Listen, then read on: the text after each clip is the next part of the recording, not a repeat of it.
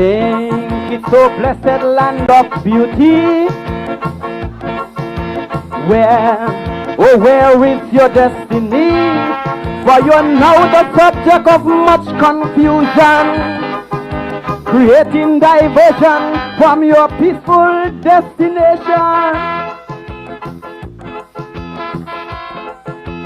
Day after day we have heard your cry.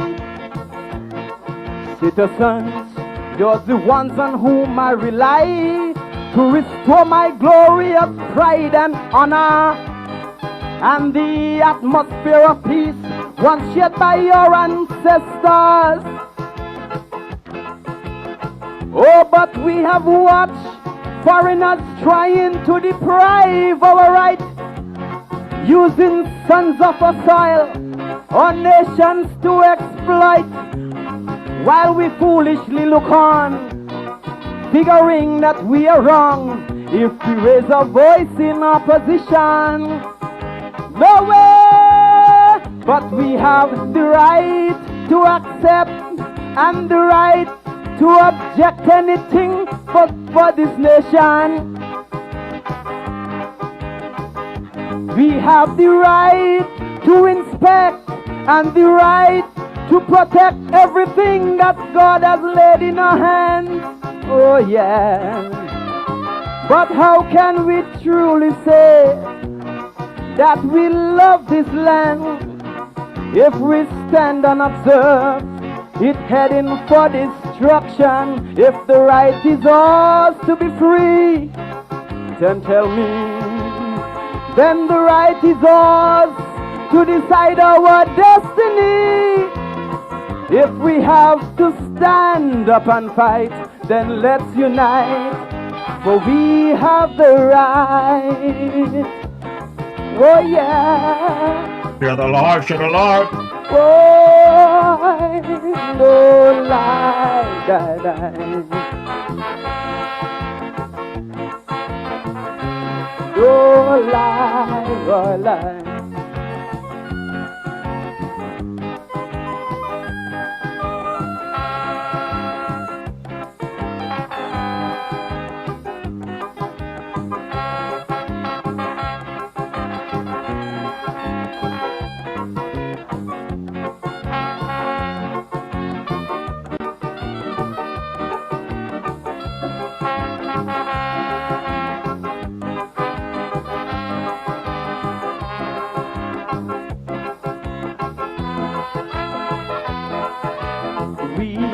Have the right to criticize things that are displeasing to our eyes. For when such things happen and we don't utter, how could we expect situations to become any better? Well now, if our leaders are accused of corruption, bringing joys to the rich people of this land, while the poor continue to scrunt and suffer. Citizens, this means our silence must reign no longer. If we close our eyes and our ears and pretend to be mute, keep on living in fear of facing the truth, we should hang our heads in shame, for then you know we are to blame for sending our nation down the drain. Whoa! We have the right to accept and object anything pertaining to this nation. Tell me, we have the right to inspect and the right to protect everything that God has laid in our hands. Oh yes. For how can we truly say that we love this land if we stand and observe it heading for destruction? If the right is ours to be free, then tell me where the right is ours to decide our destiny. If it means that we have to fight then let's unite and stand for our right. Share the Lord, share the Lord. Oh,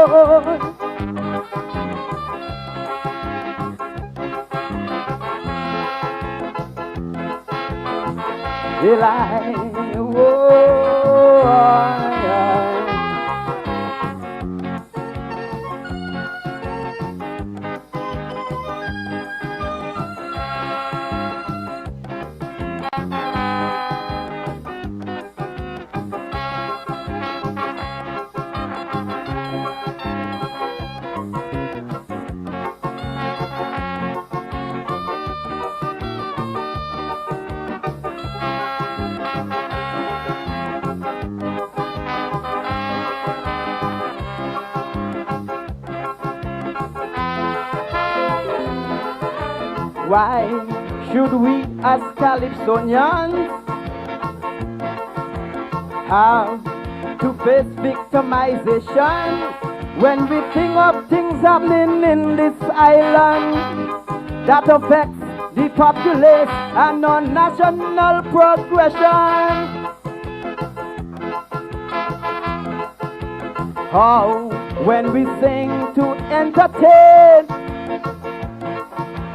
we are applauded and given good name, but as soon as we sing of this nation dissolution, it affects the populace and it causes much contention.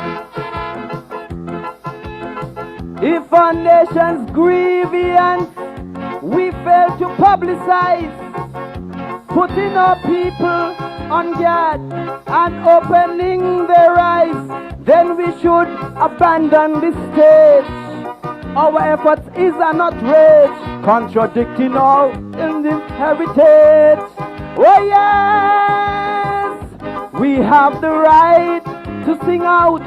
Let our voices ring out to educate this nation.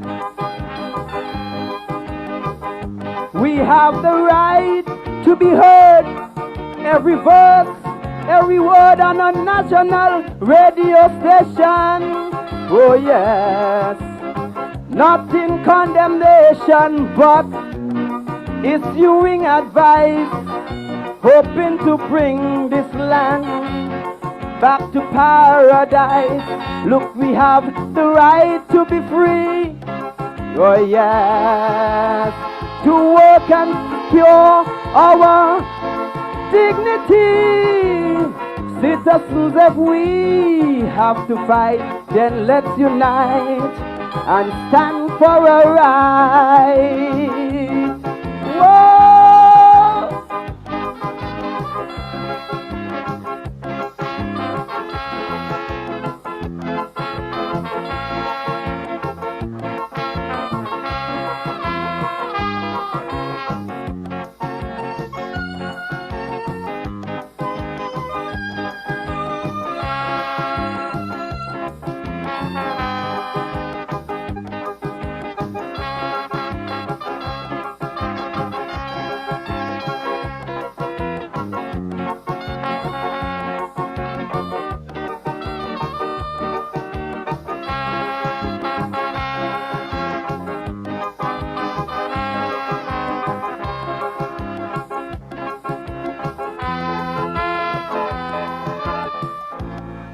Sons of the King Fancy, we got to reunite our people. We have a right to ask those questions when it comes to the operations and the happening in our beloved federation. I'm DJ Marisha, and I'm coming to you from a remote location this evening, still here in the UK, in a different time zone. I want to thank my sister for allowing me to turn in the place here of Sylvia into temporary studio for the evening. And we definitely have a great conversation for you coming this evening. Continuation from last week, actually, discussing the happenings there in our beloved federation. Well, for those of you who may be just scrolling the web and run into us and don't have any idea what this program is all about, let me just drop a quick clip here and give you that information. So stand by. Wednesday evenings are heating up. Log on to DJ Marisha's Facebook Live broadcast every Wednesday evening from 6 to 8 p.m. It's a frank and candid exploration into the social, cultural, political, and economic issues affecting our federation. And just in case you missed it, you can also catch the broadcast on his YouTube channel, DJ Marishaw. Subscribe to the channel on YouTube and smash that bell. You will be notified whenever he goes live. DJ Marishaw, every Wednesday evening, Facebook 6 to 8 p.m. or thereafter on his YouTube channel, DJ Marishaw. Log on.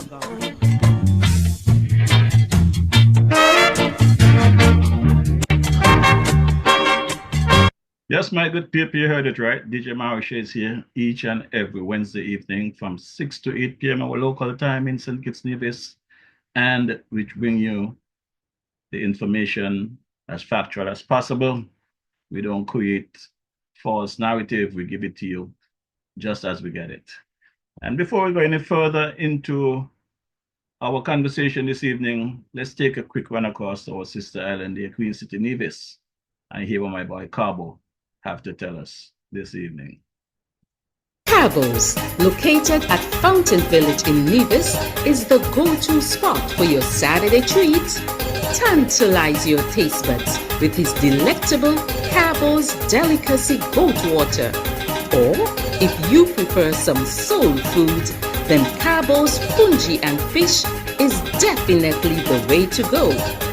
Call ahead and reserve at 869-663-9694. Then make your way over to Cabos and enjoy the vibrant atmosphere while you savor your delicacy. Cabos, we are not changing, we are only improving. Food all over, food all over. You got the food all over. Yes, you heard it right. Brother Cabo has the food all over Queen City Nevis. And Cabo is available for your special occasions, whether it may be funeral repast, wedding, christening, or whatever your event. Cabo can get that goat water or that Fungian fish down to you. Just reach out to him, let him know DJ Marisha sent you. Now let's talk to our little girl here, Sister Carmen, over there in Sweet Sugar City, St. Kitts. Carmen of Carmen Caterers. Girl, Sandra, you know where you can find nice, fresh local food 7 days a week, one provision and all kind of thing. Girl, where?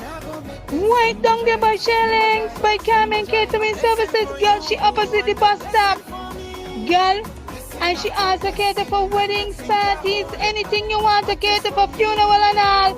Girl, and trust me, you're gonna enjoy the food.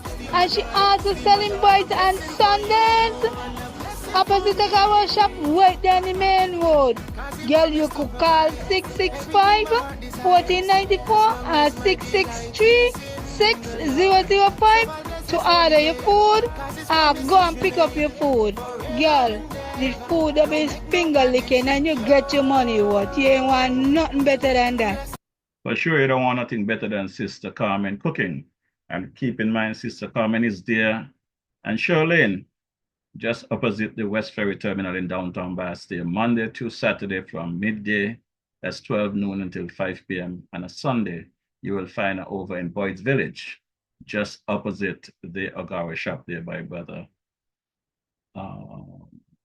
Everton, Ogawa there, Everett Ogawa, sorry. Just that Ogawa know when you go there that DJ Marisha sent you. Remember, when you're checking Carmen on a Sunday, her food goes very fast. You're not there by 2 o'clock. Does she open until 5? Sometimes you don't have a choice but what left. So check out Sister Carmen, let her know DJ Marisha sent you. Now let's take a quick listen to my boy there, Brother Daniel of the Hydro Farm there, Nevis, giving you some business strategies. Welcome to Strategies for Business Success, right here on 2020visionradio.com and on 102.1 FM with business development advocate Daniel Atherton. Each week, Danny will build on a foundation to ensure your success in business. Being in business can be daunting, and strategies for business success can help you avoid the pitfalls. Join Danny right here on 2020visionradio.com, on 102.1 FM, and on your other social media platforms every Tuesday evening at 7 p.m. That's right, Tuesday evenings at 7 p.m. The time and place for your business dreams to come true. Yes, want to big up Brother Banky as well there, and the man there, Brother Trust, Market Trust there in the NIA, those good farmers. My good people, you know that normally I look forward to my island purified water and a Wednesday evening to give me that energy to take me to my 2-hour spell. But in the absence of that, my sister Jennifer have provided me with a lovely drink here, Foster's. So Foster's will be helping me through this podcast this evening, and a little backup here of a little still water from Sister Sylvia in her memory. So I'm coming to you live and direct from Birmingham, UK this evening, my second podcast from this area, as I get ready to check out of this area tomorrow, back to the NIA, NYC, sorry. Looking forward to going across to Nevis to bang some hot water with my boy Carbo. So it's all in my mind to get across to Nevis. But in the meantime, I'll be heading across to New York tomorrow evening and then down to St. Kitts. But before I get into any further conversation, I want to thank some people for accommodating me while I'm here in the UK. People like my brother there, Ruben Martin, over there in London, England, his cousin Timothy Daniel, for assisting in getting me from Heathrow Airport last Wednesday morning down to Birmingham. I want to thank you, brothers, for that.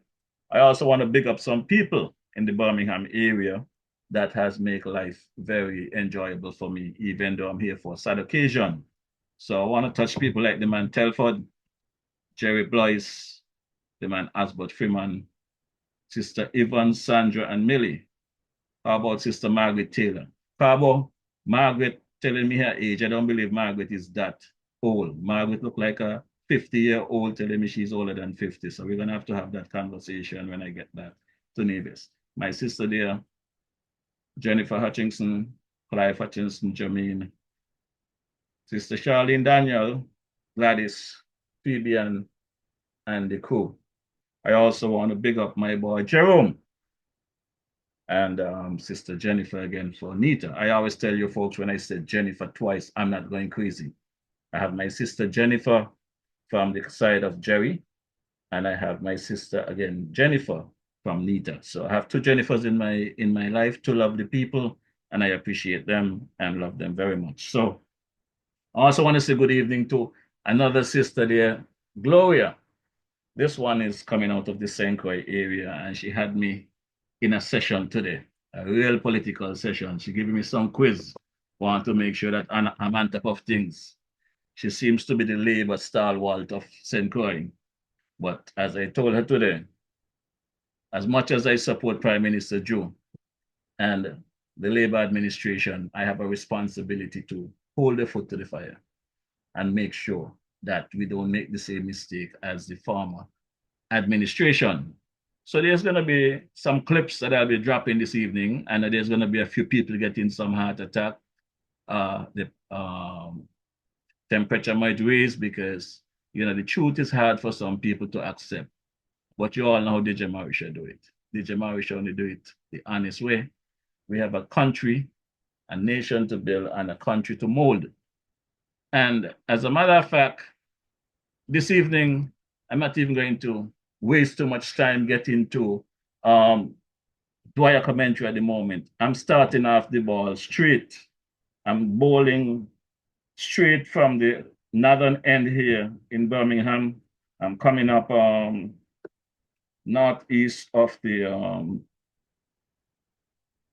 Warden Lane here, and I'll be driving some serious shots. So my good people, we're going to kick it off in such a style that even the umpire might want to call me tonight, you know. I think the umpire might want to call me tonight because we're going to start off this one very early. You know, last week I listened to some conversation coming out of the NIA, coming out of Nevis. And I realize we got some folks in our beloved federation, they're not interested in wrong and right. They're interested in supporting a political party. And whatever narrative they have to push for that party, that is where they are. I have an issue with that. So I'm going to call out some good partner of mine tonight. I do not know if they're my friends, but I respect them as individuals and I want to see them do the right thing. So my message tonight basically is going to go straight across the narrows. I'm speaking directly to people like Carlisle Powell, Mr. Kelvin Daly, my boy Tulu, and Hensley Daniel. I have been monitoring you guys over the last couple of days with your twists and miss and stuff like that. Carlisle, you are the chairman of the NRP. Your leader is the Honorable Dr. Janice Daniel Hatch. I am trying my best to give you all as much rope as I can give you all. But you all are hanging yourselves slowly when you all want to spin the truth. So I am asking you guys to take a stack of the things you all say on your podcast. I cannot tell you all what to say on your podcast because nobody can tell me what to say on this one. However, I try to bring factual stuff. And like I always say, if for any reason I get false reporting, I have no problem apologizing and correcting my thing. But you guys, I realize that you all have the facts before you all. And you all look at it with your eyes wide open shut and report false information. Did you have a problem with that? Because if I am going to campaign to say I don't like what the current NIA under a CCM government is doing to the people on the island of Nevis, and I'm going to see that you guys are doing the same or worse, lying to the people, then we're going to have a little problem. And not just a little problem, a serious problem. So I'm asking you all to, whatever you hear tonight, you might get a bit upset because I'm calling you guys out, but I have to call you all out in order for you all to make the correction to the things that you all are doing. I'm not upset with you all when you all do your thing, you know. You all do your thing, I do my thing. But when I drop my thing, I drop it straight, and I'm serious about what I say. So, sometime back in December, as a matter of fact, December 18th to be exact, I had a gentleman here on this podcast by the name of Mr. Martinez. And the reason for me having Mr. Martinez here was because there was a situation in regards to the CBI, and I wanted some clarification on that matter. So I brought him here to clear up that kind of stuff. And as I did that, it appears as though Mr. Daly had a little issue with me bringing Mr. Martinez here. I didn't bring Mr. Martinez here to prop him up for any fame or fortune for myself. I brought Mr. Martinez here to clear up some of the things that is in the public domain. And I'm going to drop some clips right now, live and lively. And every clip will drop in line to give a step-by-step situation of where we are. Because, my good people, for those of you who is trying to, what do you call it? Crucify Mr. Martinez. Really, we should be thanking Mr. Martinez for the information that we have today. Because without the actions of Mr. Martinez, his cases that he filed in court, we would not be getting the information that we have thus far about our CBI. Under all administration, the Denzel Douglas administration, the Team Unity administration, and the current Labor administration, we have been asking about how many passports has been sold. They say they're not selling them. There is investment. But whatever you want to call it, we needed to know the status. And we was not getting that information until Mr. Martinez filed his cases and the Prime Minister and his team had to eventually come to the country. And the reality is that, again, you all can correct me, but based on the information I have, there are more passports out there with foreigners exist than the entire population of our federation. And I do not know how we got to that. The question is, though, what are we the people going to do about it? Because it's very clear that the ministers of governments that we elect, they promise a lot of things on the campaign trail, but when they get in there, it's a different thing. The status quo change. So I'm going to drop a clip right now, and we're going to mold it through to where we are today. So just listen to the clips. If you guys are unhappy with my presentation and what I'm presenting, it's okay to cuss. The thread is there. That's where you let off your steam. But at least listen to the clips, not the messenger. DJ Marisha, my boy Lord can always say they love to hate me, but I only bring you the facts. So clip 1, this is Brother Mark Brantley following the breakup of the Team Unity administration and a rant. So take a listen to Brother Mark Brantley. That the government is a co-conspirator in breaking the law. And let me explain to you what I mean.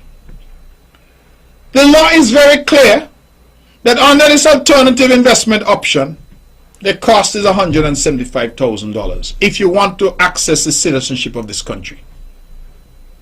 Very clear. So Sean and I are 100% correct to say that the amount allocated to this jail is 5,500 shares times 175,000 US, because that is what the law provides. What I am hearing today in this press conference is that you can't rely on the law. No. The law says 175,000 US, but don't study the law. The shares will be sold at whatever the market is going to pay. So if the market only willing to pay $1,000 for Sinkis Nevis passport, I hope you all understand. And I was very surprised that no members of the press picked up on it. Because essentially that is what the CEO is telling us on behalf of Timo, that whatever, and you know, I reflected before I came here tonight, you know, and I said that might be the explanation after all. That because they are co-conspirators in breaking the law, co-conspirators in allowing our CBI to be undersold. Somebody tell me they must sell it like bread and cheese. I got a call from an agent in Dubai. And you know what she said to me? She said the Sinkis Nevis passport now is so common that rich families in Dubai buying them all for the maid in the home, the babysitter, the person who do, you know, make up the beds and thing in the house, because they're selling it like sugar cake. Even black pudding costs more money, like sugar cake. That's how they're selling it. And so they recognize that that is the situation.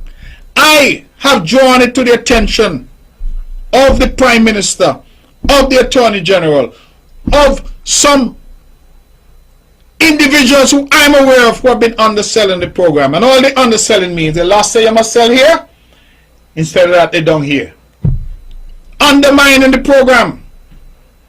None of them have done anything about it. In fact, I remember Juicy Byron saying, oh, that the people private arrangement. I don't know what that means. So my good people, that is the current Premier of Nevis, Premier Brantley, speaking at, I guess, press conference and this podcast back in 22, sometime in 2022, during the campaign season, after the separation of the Team Unity administration. And mind you, the Team Unity administration was comprised of three parties, three political parties in our beloved federation. The People's Action Movement, PAM, led by Sean K. Richards at the time. The Concerned Citizen Movement, CCM of Nevis, led by at the time Premier Brantley, who has since then passed, And prior to his passing, he had hands over the reins of CCM to Premier Brantley, who is still in government. And the former Prime Minister, my good friend Timothy Harris. So things was nice with them. They said the country was running good. But I call it the selling out the country based on the amount of passport that was sold out. So where this problem really started, and people need to get to the bottom of where this problem started, you know.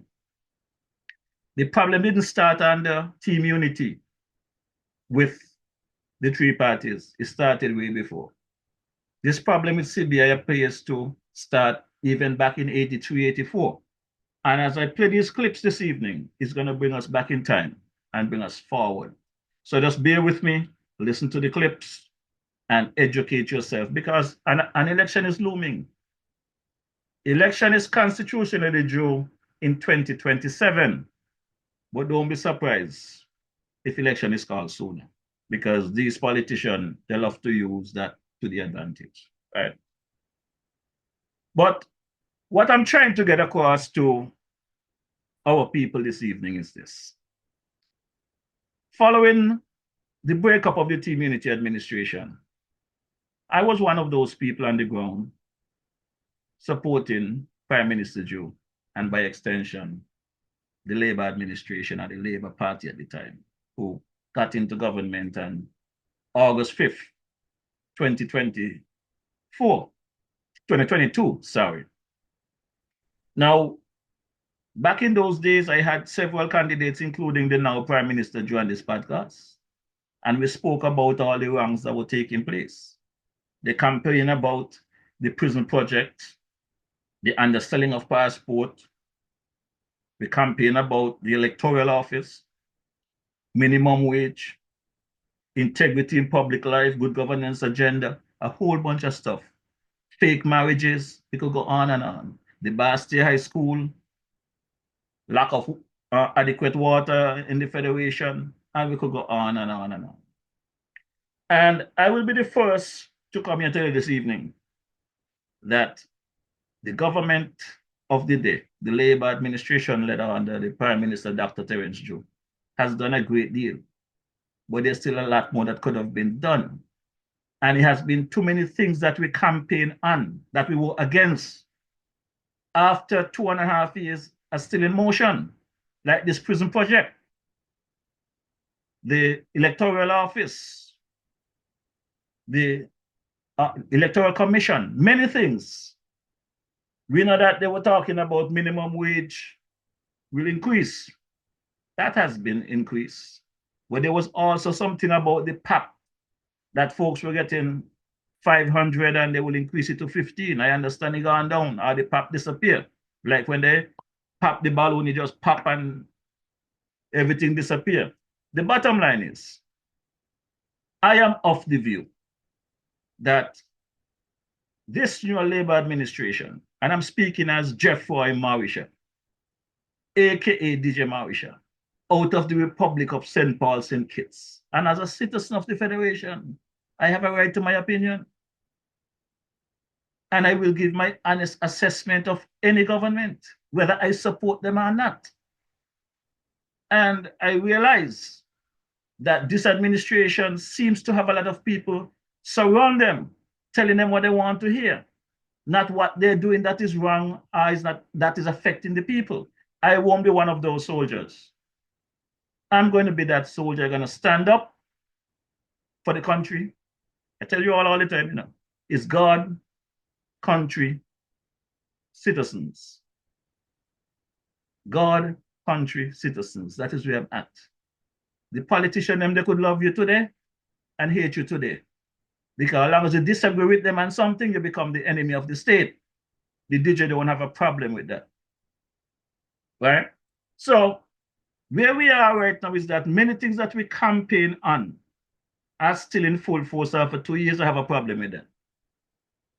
Many of those fake supporters that was out there undermining and cussing me on social media and trying to discredit me, they are the one that eating, they are the one with the mouth in the trough. As I've said before, no government can run a country on their own. And I am of the view that everybody must eat. So I don't believe in the victimization business. But I expect a government that campaign on certain issues to make some adjustments. You cannot campaign on something and get in there and continue down that road without coming back to the people and explain to them why you're allowing this situation to happen.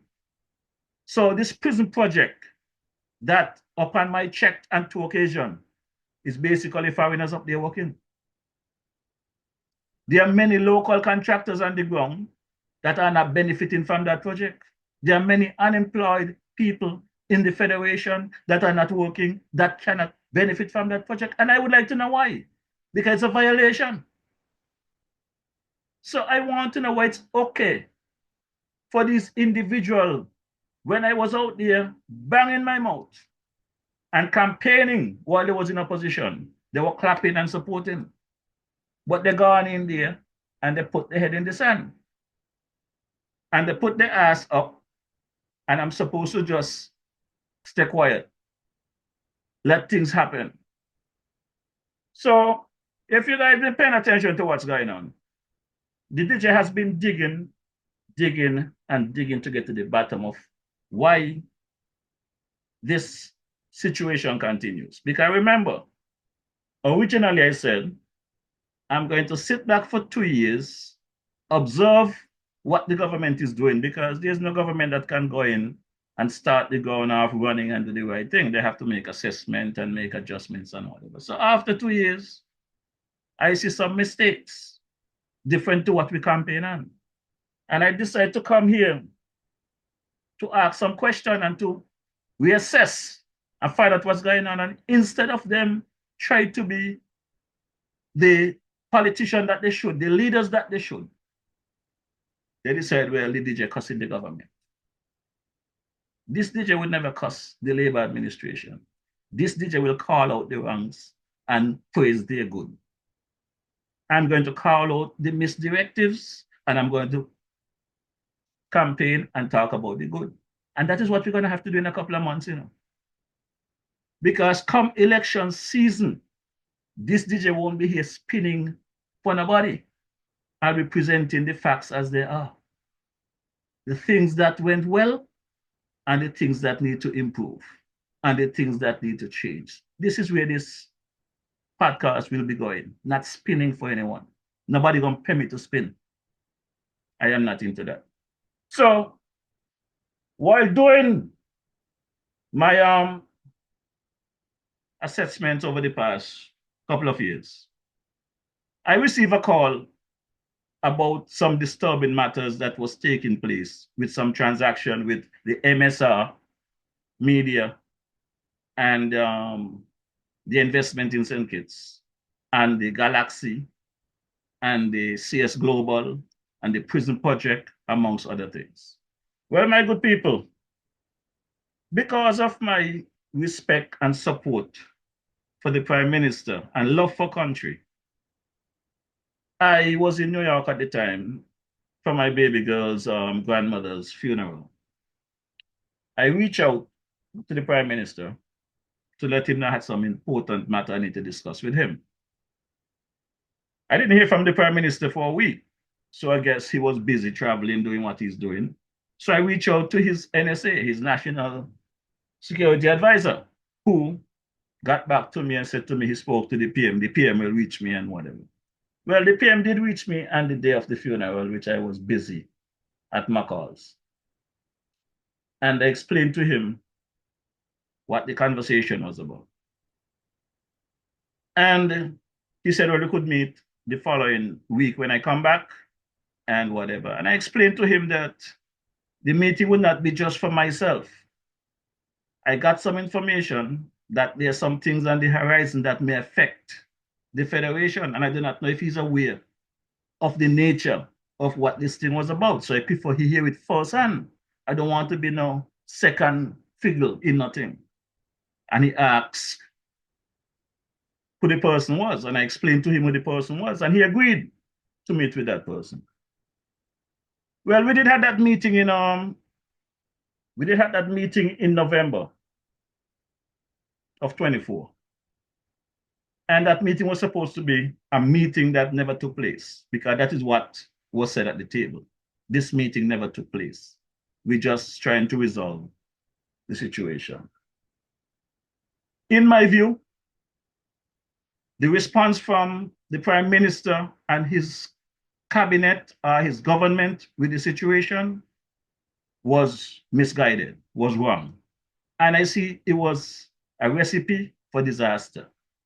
Because based on the information that I gathered, I cannot be one of those kitchener division that going to ask investors to come into our little country to invest and then disrespect them and don't expect them to make back anything on the investment.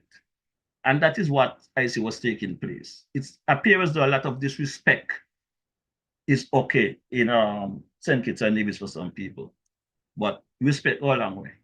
And I always say to people, even if you don't respect the individual, respect the office, right? I say all of that to say this. The meeting did take place. And following that meeting, the Prime Minister, again, I think, in his judgment, in my view, made a mistake with a presentation he made at one of his roundtable. That is my view. Doesn't mean what I'm saying, somebody might take it the same way, but I am going based on the information I had and still have, that the Prime Minister made a bad decision, and if he was advised to do that, bad advice. And it appears to me that the Prime Minister continues to get bad advice from people that he's paying to give him advice. I'm giving you free advice, Mr. Prime Minister, free. I'm not charging him, free advice. Up until this week, bad advice again. So I'm going to run through the whole situation. Like I said, I have some clips here. So the clips will support my conversation. And what we are seeing today in social media, in the international papers and Google, the destruction of our good name of St. Kitts and Nevis is based on those bad advice and bad decisions. I say all of that to say this.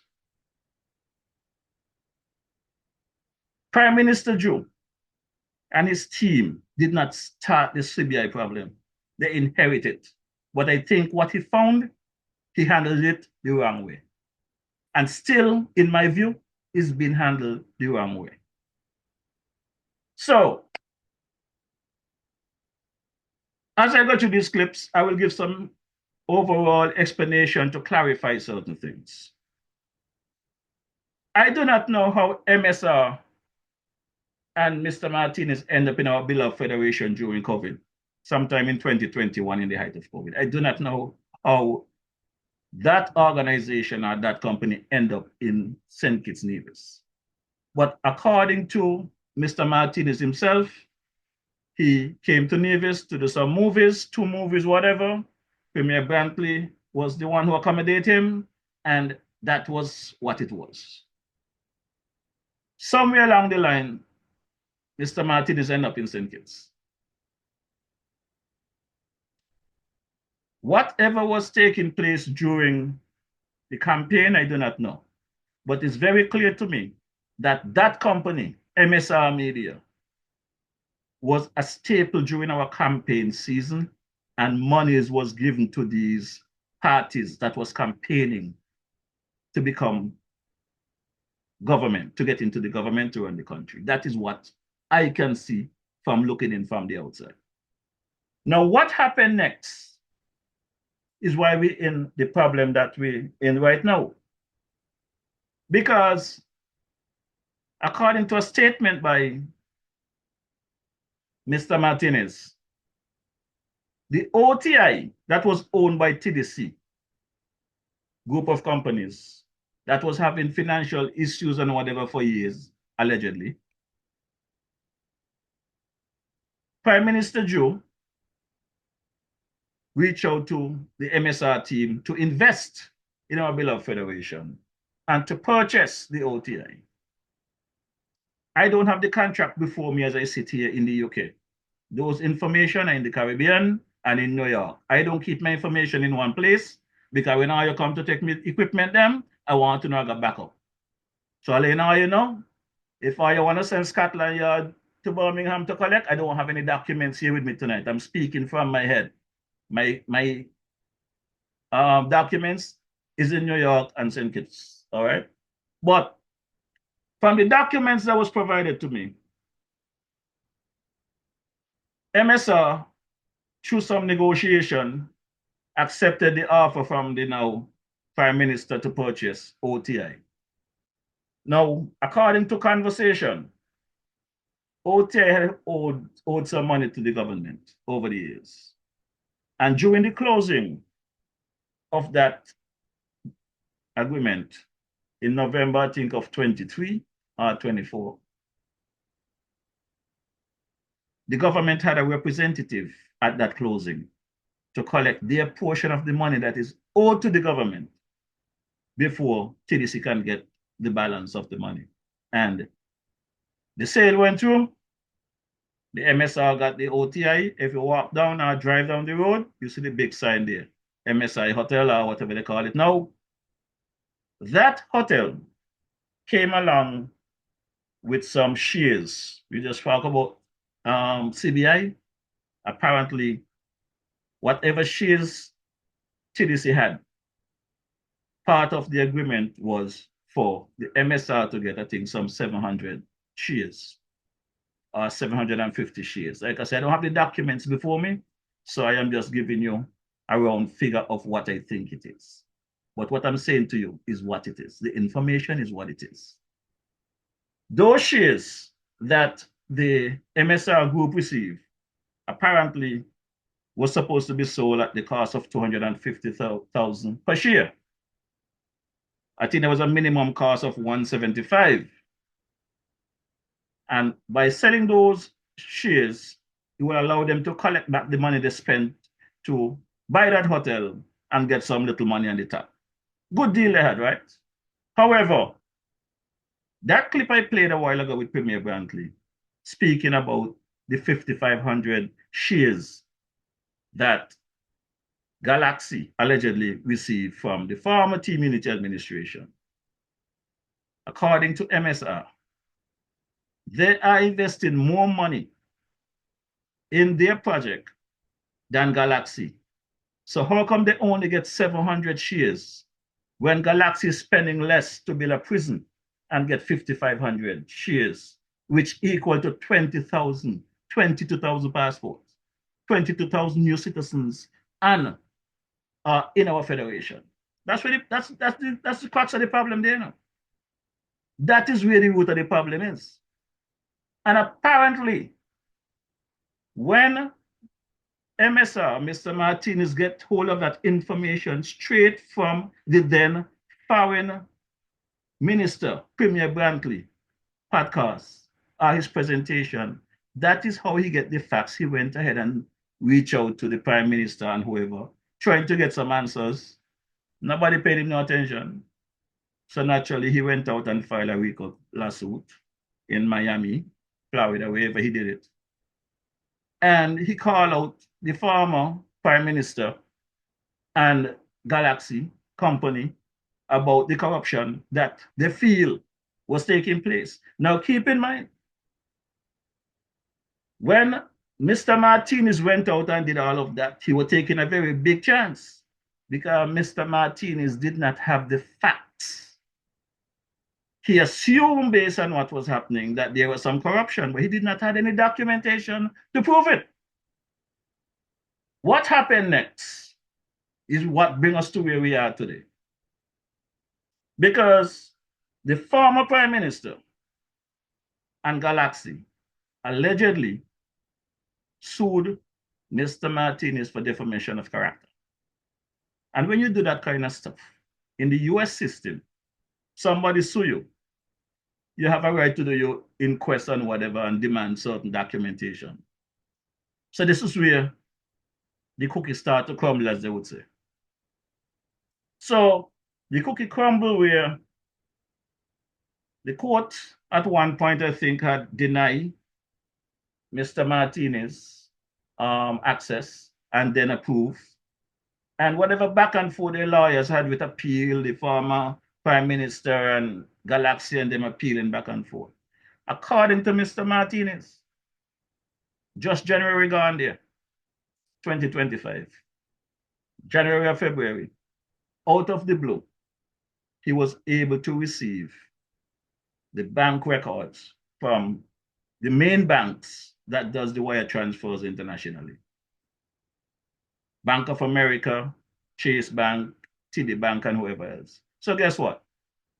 Whether are you in St. Kitts Nevis want to accept it or not, the bottom line is the billions of dollars or the trillions of dollars that was made from these arrangements from our CBI, those bank records show where the money is. A couple of weeks ago, the Prime Minister said at his meeting in Parliament, and I call it Parliament because they lie too damn much in there. It should be Parliament, but it's too much lying going on in Parliament, so I call it Parliament.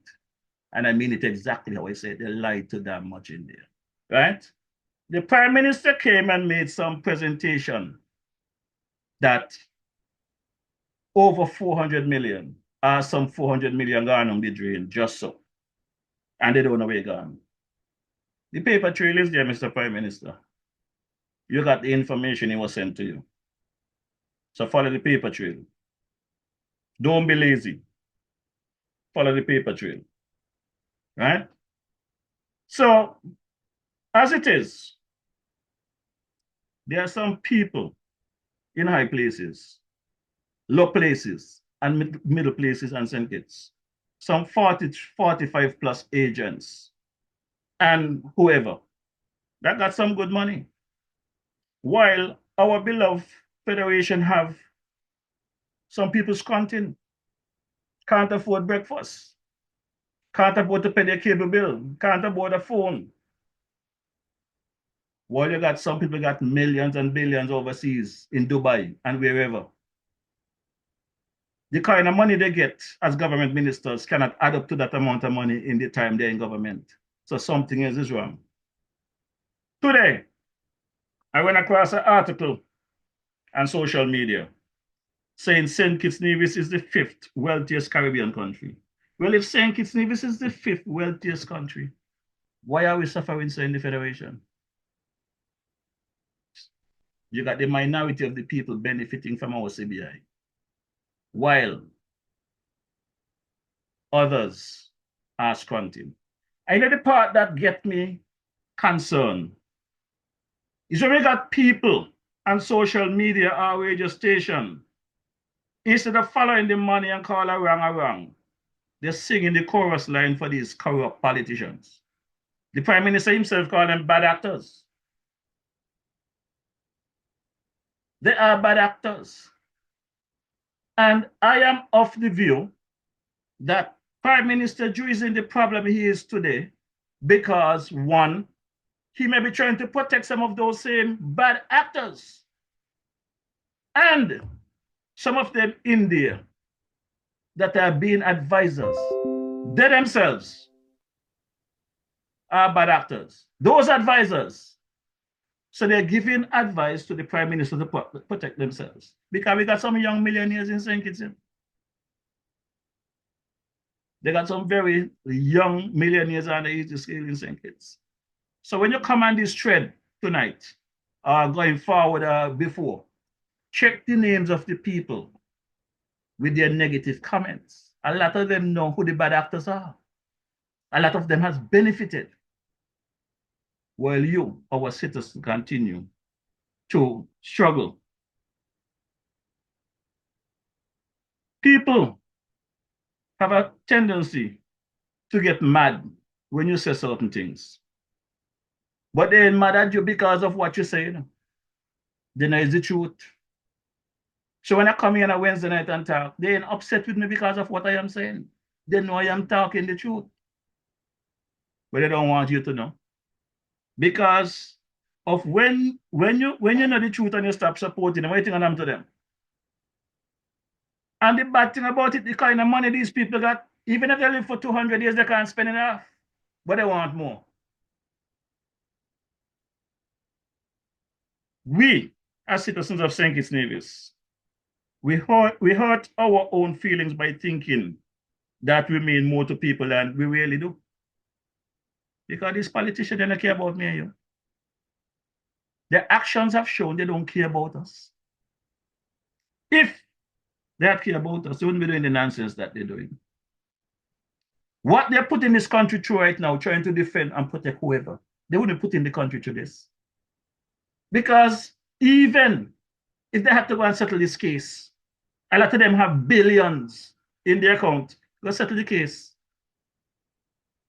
Go settle the case with MSR and whoever. Or you got the money in your account. Why are you putting the country through this? Go and settle the matter. But no, you're all selfish. And you all believe that you all could play games and spin. And it's going to go away. This matter, from what I am seeing, is not going to go away that easily. So I'm back to my boy, Mr. Daly now.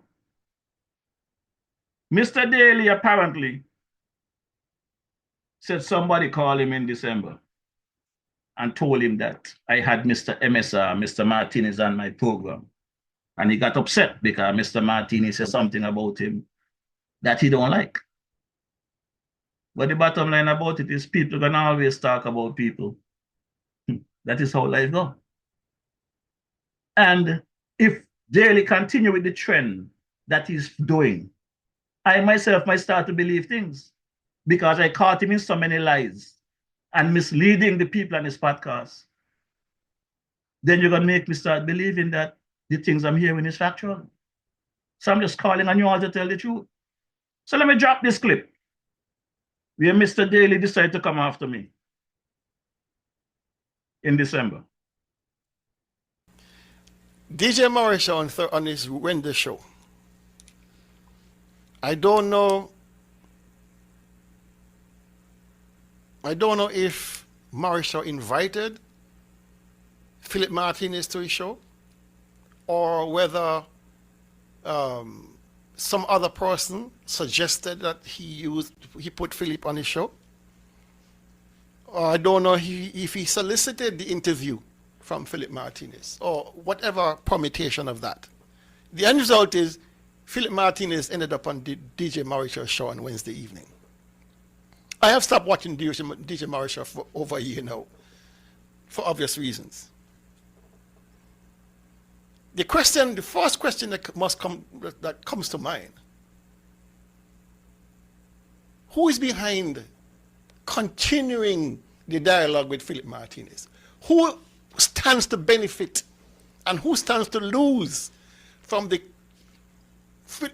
continued presence of Philip Martinez in our midst? Who's behind this? Who's pulling the strings? I believe the person who he indicated influenced him to take all these cases against us in the Federation. Who stands to benefit, right, from this? Because I got a call from a friend of mine from Canada on Thursday morning. A good hour call. We always speak for a long time. Okay. And he said to me, Daly, did you listen to Morris show on Wednesday night? I said, no. He said, you really need to go and listen. I said, why would I need to go to listen? It's normally garbage. I don't need to listen to that. He said, well, MSR was on, the gentleman from MSR was on. You need to listen because they leveled some accusations, he leveled some accusations against you. I said, against me? Who leveled the accusations? The same Philip Martinez leveled accusations against me. So I said, well, save me the trouble of having to go find this tape and hear what these accusations were. And he said to me, Philip Martinez said that I tried to, and he called me by name, Kelvin Daly tried to extort $10,000 a month from him. If I am to stop writing or stop pressurizing him and MSR. that I, Kelvin Daly, wanted to or offered to take $10,000 for my silence. You hear me? So my good people, as a result of me having that interview with Mr. Martinez to clarify some matters of the case on December 18th, Mr. Daly went on a rampage, chastising the people of Nevis, all Nevisians, to stop listening to this podcast. Now, we call this podcast garbage. But if you go back on YouTube or Facebook and look at my podcast, Mr. Daly and Carlisle have made several appearances there and they enjoy it. They say it themselves, the quality of what I produce. But because we disagree on a matter, it's garbage. So let's take a listen to Brother Daly. There are a lot of people who listen to Maurice Shaw from Nevis. There are a lot of people who listen to Maurice Shaw who also listen to Tell Me and On Target. And if you continue to support that sort of nonsense, and the host did not step in to say, no, you're going too far with this, not here. You don't deserve, he doesn't deserve your listenership. I can't tell you what to do. I could never dare to tell you who to listen to or what to listen to. All I'm saying, if you do listen to On Target and the quality of our shows, you listen to Tell Me and the quality of our shows, you listen to Your Voice at NRP and the quality of our show, and you tune in and choose to continue to listen to Maurice Shaw, you need to look at yourself. It's choice. People have choices. It's choice. All right? And I'm not taking anybody's choice, but you have to make a decision about what goes in your ear and what comes out the other side, and what you take from these shows. You cannot be supporting rubbish. Now, according to Mr. Daly, this program is rubbish. Well, like I said, he have made several appearances here, and he loved the program. He enjoyed the conversation. But the problem here is this. While Mr. Daly chose to speak about the quality of their podcasts, I'm not knocking them, but I listened to Mr. Daly on Saturday afternoon, and I just listened to the noise, because the shouting and the screaming is not necessary if you have to put across some information. Many people complain to me about his screaming and shouting. That does not make sense. On a Thursday evening, I tune in to Tell Me to listen to them, because I have said to them time and time again previously that my view of that program is that they prosecute the case well. They present a good case on their program with the happening on Nevis. The problem I see with them is that they don't realize, that they don't understand that you cannot win an election by sitting down behind a computer or in a studio telling us everything that the current administration is doing wrong, while they're not presenting what you will do. You cannot win an election without doing some political action. As a matter of fact, one of the things that got them highly annoyed with me, maybe that's why they call this program garbage, because I said here on more than one occasion, they need to get up off the lazy ass and Nevis, and I mean the supporters and the candidates and whoever, and go out and do some political action if they really want to see a change of government on Nevis. They get upset about me for saying that, with me for saying that. But they bring a young lady all the way from St. Lucia for their conference not too long ago, you know. And the only difference in what I said to what the lady says, that the lady said to them, you cannot be lazy and win an election. I could have told them get up off their lazy ass, because I was in the trench with them. This DJ was in the trench with them, and I see what is taking place.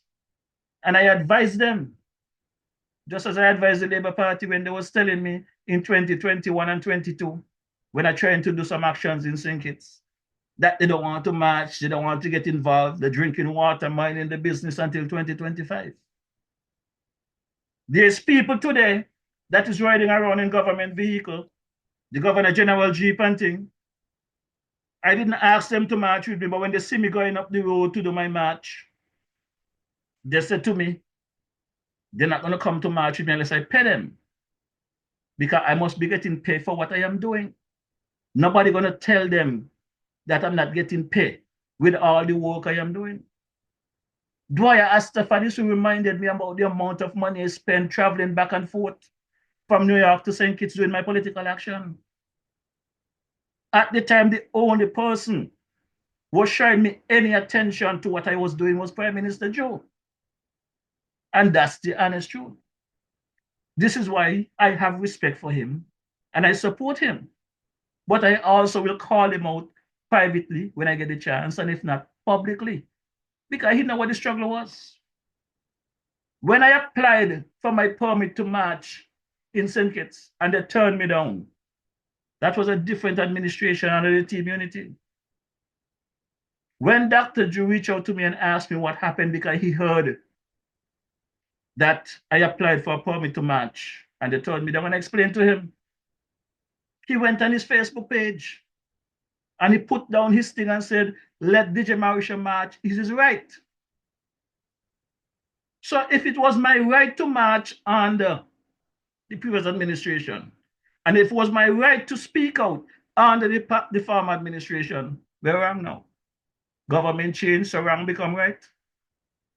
Can't be so. Can't have it both ways. I am still standing up for the Federation of St. Kitts and Nevis. And I'm seeing too much similarities taking place today as the former administration. And I will continue to speak. Who don't like it, Mr. Harlington will still are tough. But I can only be honest with myself and with God and country and the citizens. So my good people, you guys just heard a clip there from Mr. Daly saying that he don't watch my podcast because it's garbage. But I'm going to play a clip here from the Tell Me program following my podcast on the 26th of March. And I want you to listen for yourself with them twisting and spinning everything and being dishonest to the people instead of dealing with the facts as it is. And it was very simple, you know. It was very simple. Whatever case that the government and Martinez had, or the MSR team had, there was an article that was put out that Mr. Martinez or the MSR group withdrew the case. And according to Mr. Martinez, it was false. So what I did, I invited Mr. Martinez again to my podcast to clarify it. But these people spend over 12 minutes having a conversation about my podcast and Martinez, but they don't watch it. So let's take a listen. Some of us are still slave winners, slaves carrying slave mentality. Okay, gentlemen, I want to get to something else before we finish the show tonight. MSR Media, Dr. Daly, I know that is one of your favorite topics. I'm waiting for Daly. They discontinued the case down there in St. Kitts this week. And I thought that, okay, all right, that is what the media release said. That is the end of that. But then Philip Martinez was on a show last night. Now I want you all to pay attention closely to this misleading conversation that Carl Powell is having with Tulu Weeks and Kelvin Daly. They are so dishonest that they cannot even mention DJ Marisha. They cannot even mention my podcast. They give you the impression that Mr. Martinez was on some Facebook show in New York. I think it's a bit. As simple as I was coming from my bunker, Mr. Powell, you have to be honest with the people. Call my name because I'm going to call you all name. I'm going to take you all on head on. And guess what? I have no issue with you all. As individual, if I see you all tomorrow, I'll buy you all a drink if I want it. But I'm going to call you all out every chance I get until you all come honest. to the people of St. Kitts and Nevis because you all want to get into government. And you cannot be doing worse than the current administration and want to go in there. If that's going to be the case, Mao shall be coming at you all with a hammer. And I will be telling the people how I feel about the situation. So listen to this dishonest conversation because it is very dishonest and misleading coming from Carlisle Powell, Kelvin Daly, and Tulu Weeks. Take a listen. I think his last night, where he had a lot to say. I just want to play one clip from that, and I want to play something from our premier here. So let me see if I can get Martinez up and running. To remind Mark, I say, Mark, we have a good relationship with you, but you're the one that has, we were going to make only 2 movies in St. Kitts and Nevis and leave, right? But because we created so much jobs and because we have made so much good publicity for the films, for the country, you're the one that's met several times with our investors and told them you guys have to qualify for the CBI, and we met with Les Khan and you've helped us to make the application. Okay, that is Philip Martinez, who said that Mark Brantley is the one who encouraged them in the direction of CBI and who helped them. Let's hear from Mark Brantley, and this is at one of his press conferences. Let's hear from Mark Brantley. Media, I was not privy, Ms. Hewlett, to any discussion with MSR Media. As you know, citizenship by investment is a federal matter, and so whatever deals or dealings MSR Media would have had on the CBI front, that would have been done in St. Kitts. Philip Martinez said that Mark Brantley is the one who helped them with CBI. Mark Brantley, in response to a question by Ms. Hewlett at his press conference, oh, no, he pulled out himself quick. It's not me. That is St. Kitts. It's in St. Kitts they dealt with that. I have never seen anybody, apart from the Teflon Don, who has been able to try to extricate himself, distance himself from all kind of people, all kind of matters. His brother Laform down there in, sister they used to call it, in Anguilla, Keithley Lake got himself in all kind of hot water.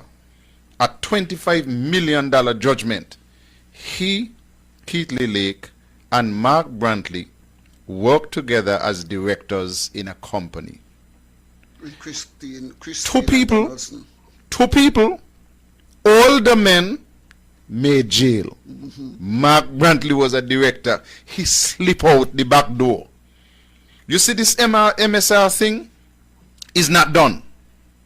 Because I heard the same gentleman, Martinez, in another clip, giving information that they were going to have to go before Congress and that they were going to have to testify, and that he invited Mark Brantley to come to Washington, and the premier said his schedule full. This is a man who dropped every single thing and jumped on a plane to go to Nigeria. But to go to Washington, to sit in, to witness the thing, he said his schedule is full.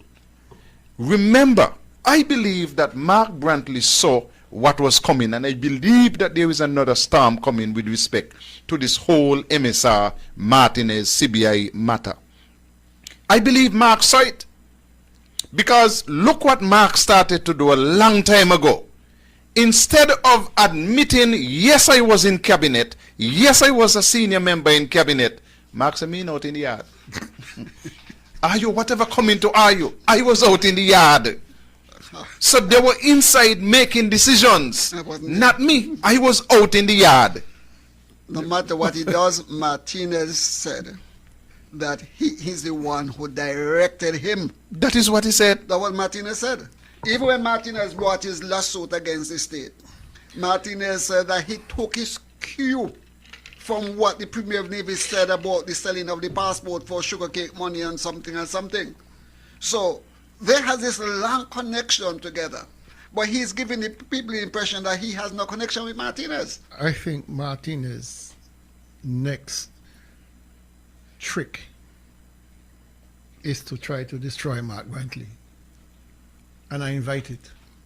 You invited? I invite it. He said he was communicating with Mark in Nigeria, you know? He said he was sending text messages back and forth tomorrow. Okay. Well, Mark is in jail. Well, Mark was in Nigeria. Yeah, he said it. They still have a relationship. Mark telegraphed the letter that Dr. Harris got. Basically the letter from Martinez. Telegraphed it. Something big is coming. Bombshell coming. Bombshell. You knew. That was a Wednesday night on the show. Yeah. Friday, Timothy got the letter. Very disparaging. Mm-hmm. Calling the Prime Minister thief and blah, blah, blah, and all kind of things. But you notice he's on first name basis with Mark. Yes. He never once said Premier. No. He never once said Mr. Brantley. No. Because they are friends. Always Mark. Communicated with Mark. Good evening, caller. Yeah, good night, Mr. Powell. Good night. Yeah, good night. Go ahead. I heard you mention a song by Star. We like it, sir, right? But I would like to Google two other songs by the mighty Star: Education and Good Citizen.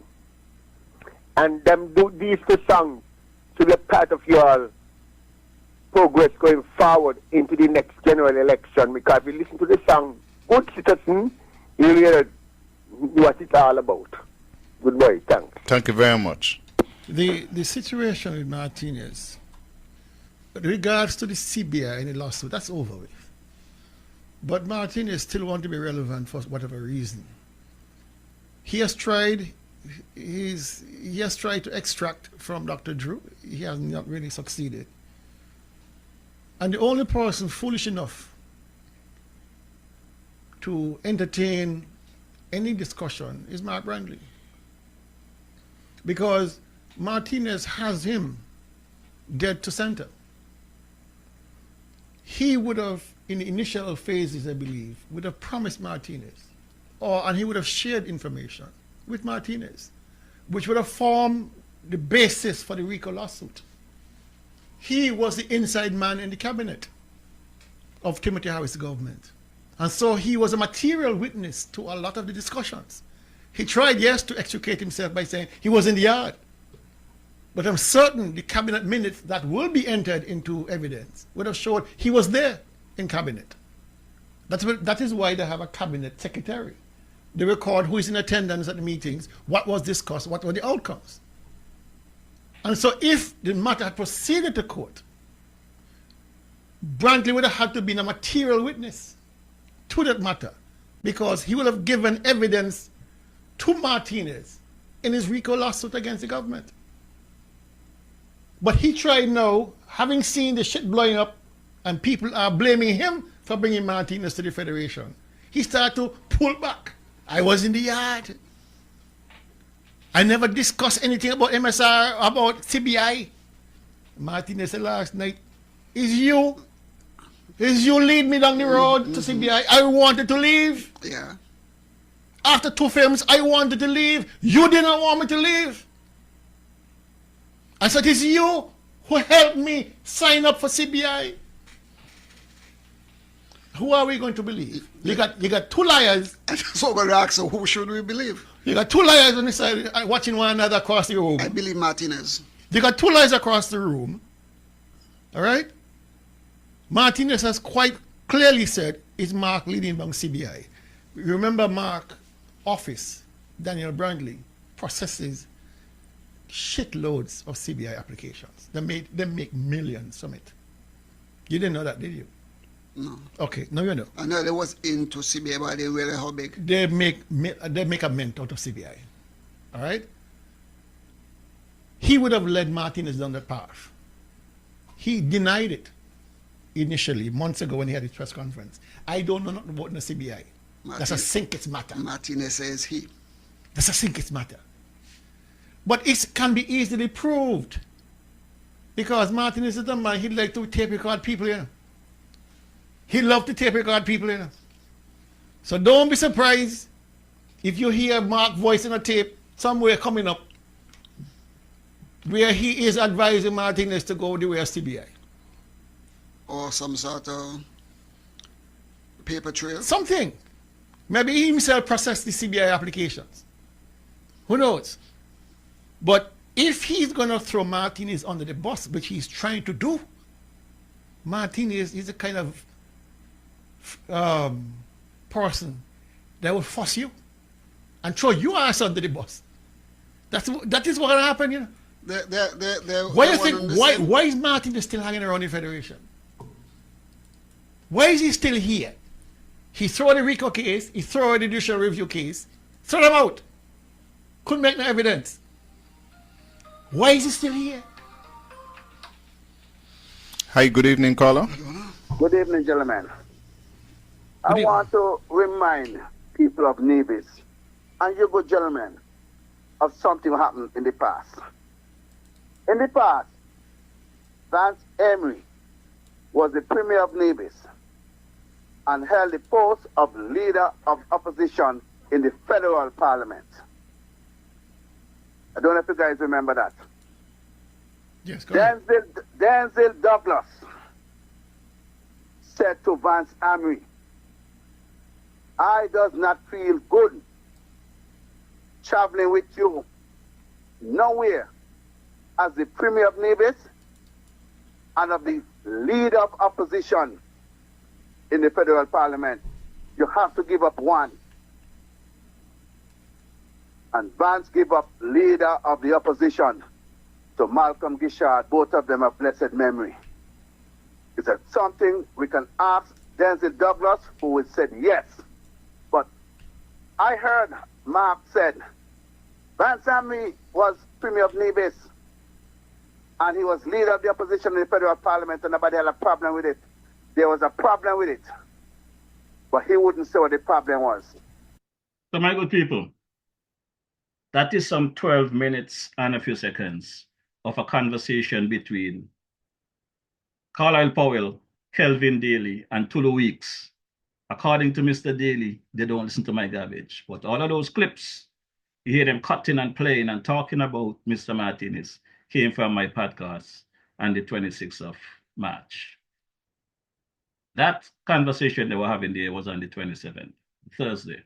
But according to them, they don't listen to my garbage. But they're out there spewing and spreading propaganda instead of being honest with the people of Nevis.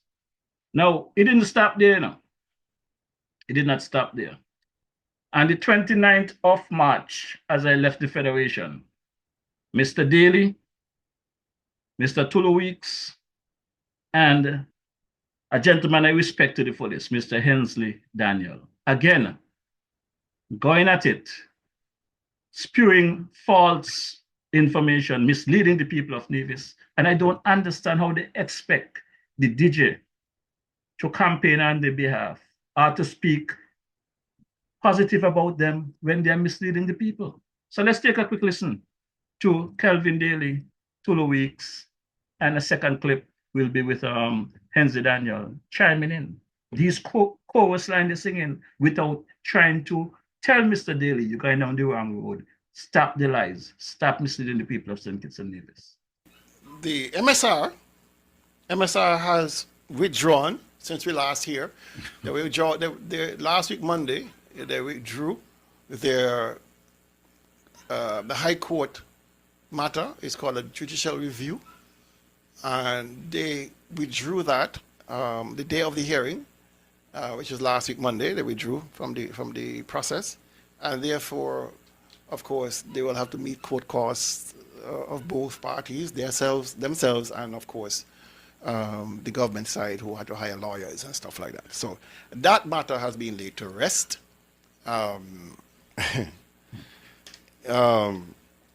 What is interesting, though, he continues to live on a radio program out of there. Again, just like in the previous clip, here's Kelvin Daly trying to give the impression that Mr.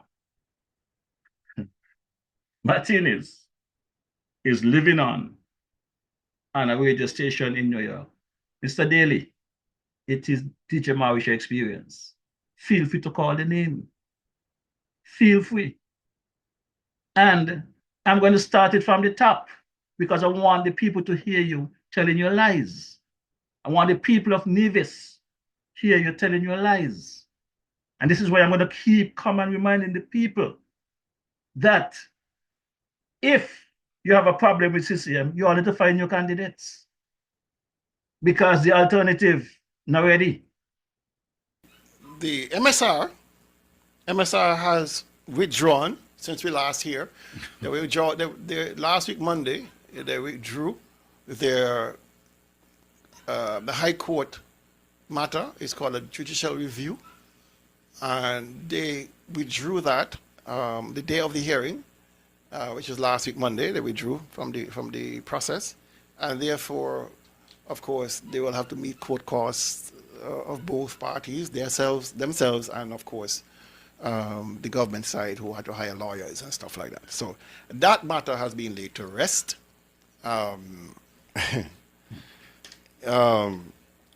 What is interesting, though, he continues to live on a radio program out of New York, on Facebook, I should say, program out of New York, continues to live on. And there was an interview recently, Wednesday, I think it was, in which the gentleman, Mr. Philip Martinez, directly implicated Mark Brantley in helping to funnel his CBI application to buy the ocean, what do you call it? OTI. Ocean Terrace Inn, now with the MSR hotels. So you recall that Mark Brantley was saying that he had nothing to do with it. Yes. He had no hand in dealing with any CBI for Philip Martinez. And Philip Martinez, just on Wednesday, contradicted that 180 degrees.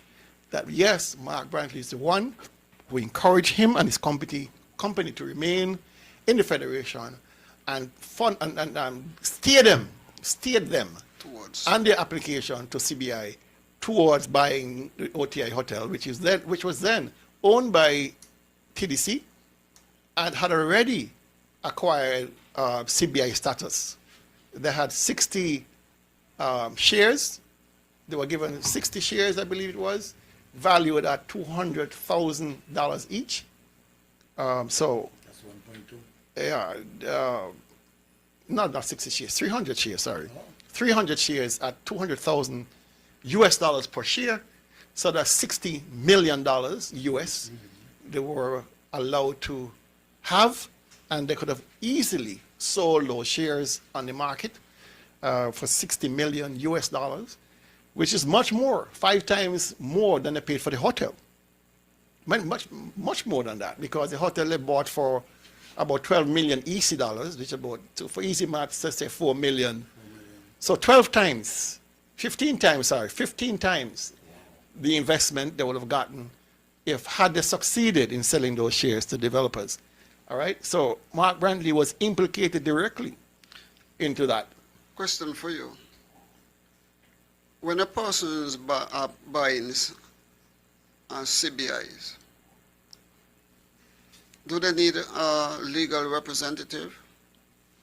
They need some legal advisors? Of course. Well, law firms are equipped to deal with those matters because they do it all the time. And the leading law firm in Nevis that does CBI is Daniel Brantley. They do quite a bit. So the question that comes to my mind is this: since Martinez indicated that Premier Brantley is the one who led him down the road through the CBI program, steered him, I'm wondering if the Premier's law firm had anything to do with legal work for him in getting the CBI receipts. I can't testify to that. I'm just wondering. My inclination is yes. Daniel Brantley would have been the law firm that did the incorporation of MSR on Nevis, Emitter Films on Nevis. He was the one who his law firm was the one, I believe, who did the incorporation of MSR Media on Nevis. His government is the one who gave the contract to MSR. So it's a possibility. There's a possibility. I don't see why they would be left out of that part of it, and having then negotiated a 9-film deal in which part the government of Nevis under Mark Brantley would have agreed to pay him $150,000 per film. But it seems as if what I got from Martinez is that his company was just basically contracted to do 2 movies and move on. And they were encouraged by the premier to stay on through the CBA and do what other stuff. That seems to be what he's saying, that it was initially a 2-film deal, and then he morphed into a 9-film deal. So 7 after the 2, and in which case, Brantley wanted to have some industry on Nevis. He was hell-bent on having something that worked. At least we say he got something. He got something done, all right? But there's a question people are asking, and I think I heard you mention it this afternoon. Having withdrawn his case, why Martinez still stuck around us? I'm happy that he did. Because if he did not, we would have believed when the premier said that he knew nothing about MSR and everything in the Senate. There are those who would have believed it. You might not have. I wouldn't have believed that. But then to hear Martinez come out and basically debunked that claim. You remember there was a tug-of-war between Senate and Nevis for MSR. Mm-hmm. After MSR did the first 2 movies on Nevis, there was interest expressed by the federal government on a team under Dr. Harris, and then followed up by Dr. Drew, matter of fact, where I saw the contract that was signed by Martinez, MSR, and Dr. Drew's government. Mm-hmm. I saw the contract, which included a certain amounts of CBI shares for each film. It was quite extensive. So Drew did not do any due diligence on Martinez? He just came in and accepted what was there? I would tend to believe yes. I don't think they did any due diligence because I think that's one of the reasons why Martinez never got a passport or citizenship, because they would have had to have discovered his background, his criminal background. And if they knew or they did not know, they ought to have known. Mm-hmm. They ought to have known. We were publishing, I was the first out publishing materials on Philip Martinez very, very early, even before the first film.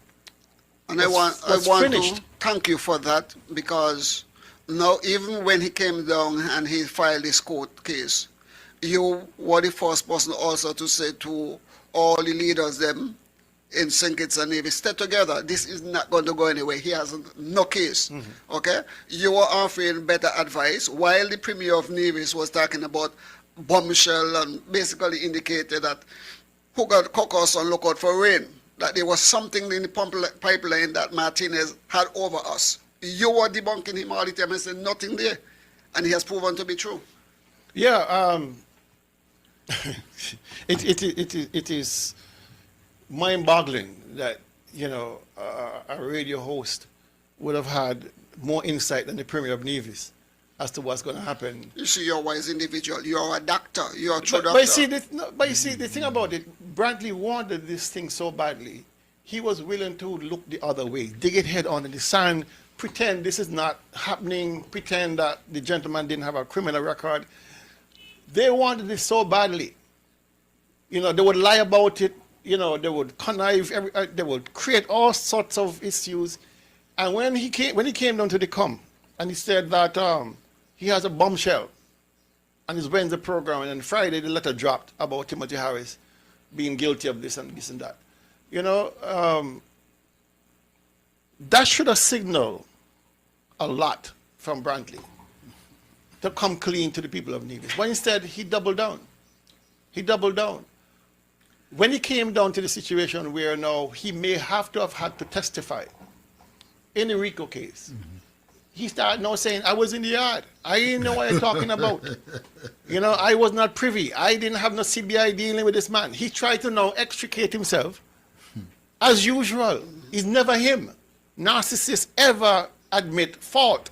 or take responsibility for anything. And so, like a true narcissist, he started to withdraw. And I think this is why it's pissed off Philip Martinez. I think Martinez is now pissed off at Brantley for trying to throw him under the bus and say it's all his fault, rather than saying, boy, it was all of us. And that is why you see Martinez hanging around still and throwing bits and pieces of sprat in the water, baiting Brantley to come out. But, like a frightened turtle, Brantley and pull his head in the shell. He will be exposed. Martinez has proven to me that he's an individual whose mouth sleep out the door, as we used to say, a sleeper Jew, and he's going to say everything.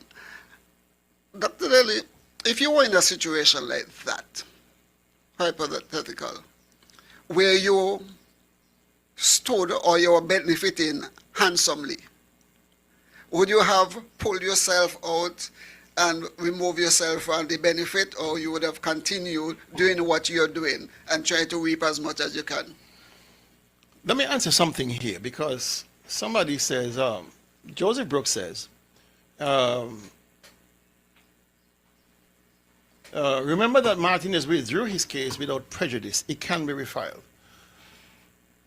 Of course it can be refiled. Can the RICO case be refiled? Possibly. Anything can be refiled. The question you have to ask, what is the probability of it being refiled? If you didn't have any evidence to present to the court, as the court demanded, on time, you've had a year and change now since this matter, you have not been able to gather enough information to move the court. And that's why your matter has been withdrawn. So I don't deal with possibility. I deal with probability. I don't have the luxury of possibility. As a scientist, everything is possible. Anything under the sun is possible. But what is the probability? What is the probability is what I deal with. So you believe he will never do and that? And I can measure probability because the equations that I learned in school to measure probability. All right? And they tend to be very good. So right? Within what you call standard means of deviation. Standard deviation. Yeah, you can measure probability. All right? You can't measure possibility. That's endless. Now, another comment that says here, a gentleman just mentioned something else. Who is it here? Let me see, get it to it. Siddiqui Roberts. And he said, gentlemen, you all need to get the judgment. The case is not finished. The federal government misled the public in a press release. What you're saying about the case is false. The case was withdrawn. That is not false. If you're referring to the fact what Joseph Brooks mentioned, that it can be refiled because it was withdrawn without prejudice, that's fine. But I can guarantee you, Siddiqui, that it will not. It will not. It will not come back. The RICO case, the gentleman had until December 12th to submit a defense on the RICO case. He did not. It was all a bluff.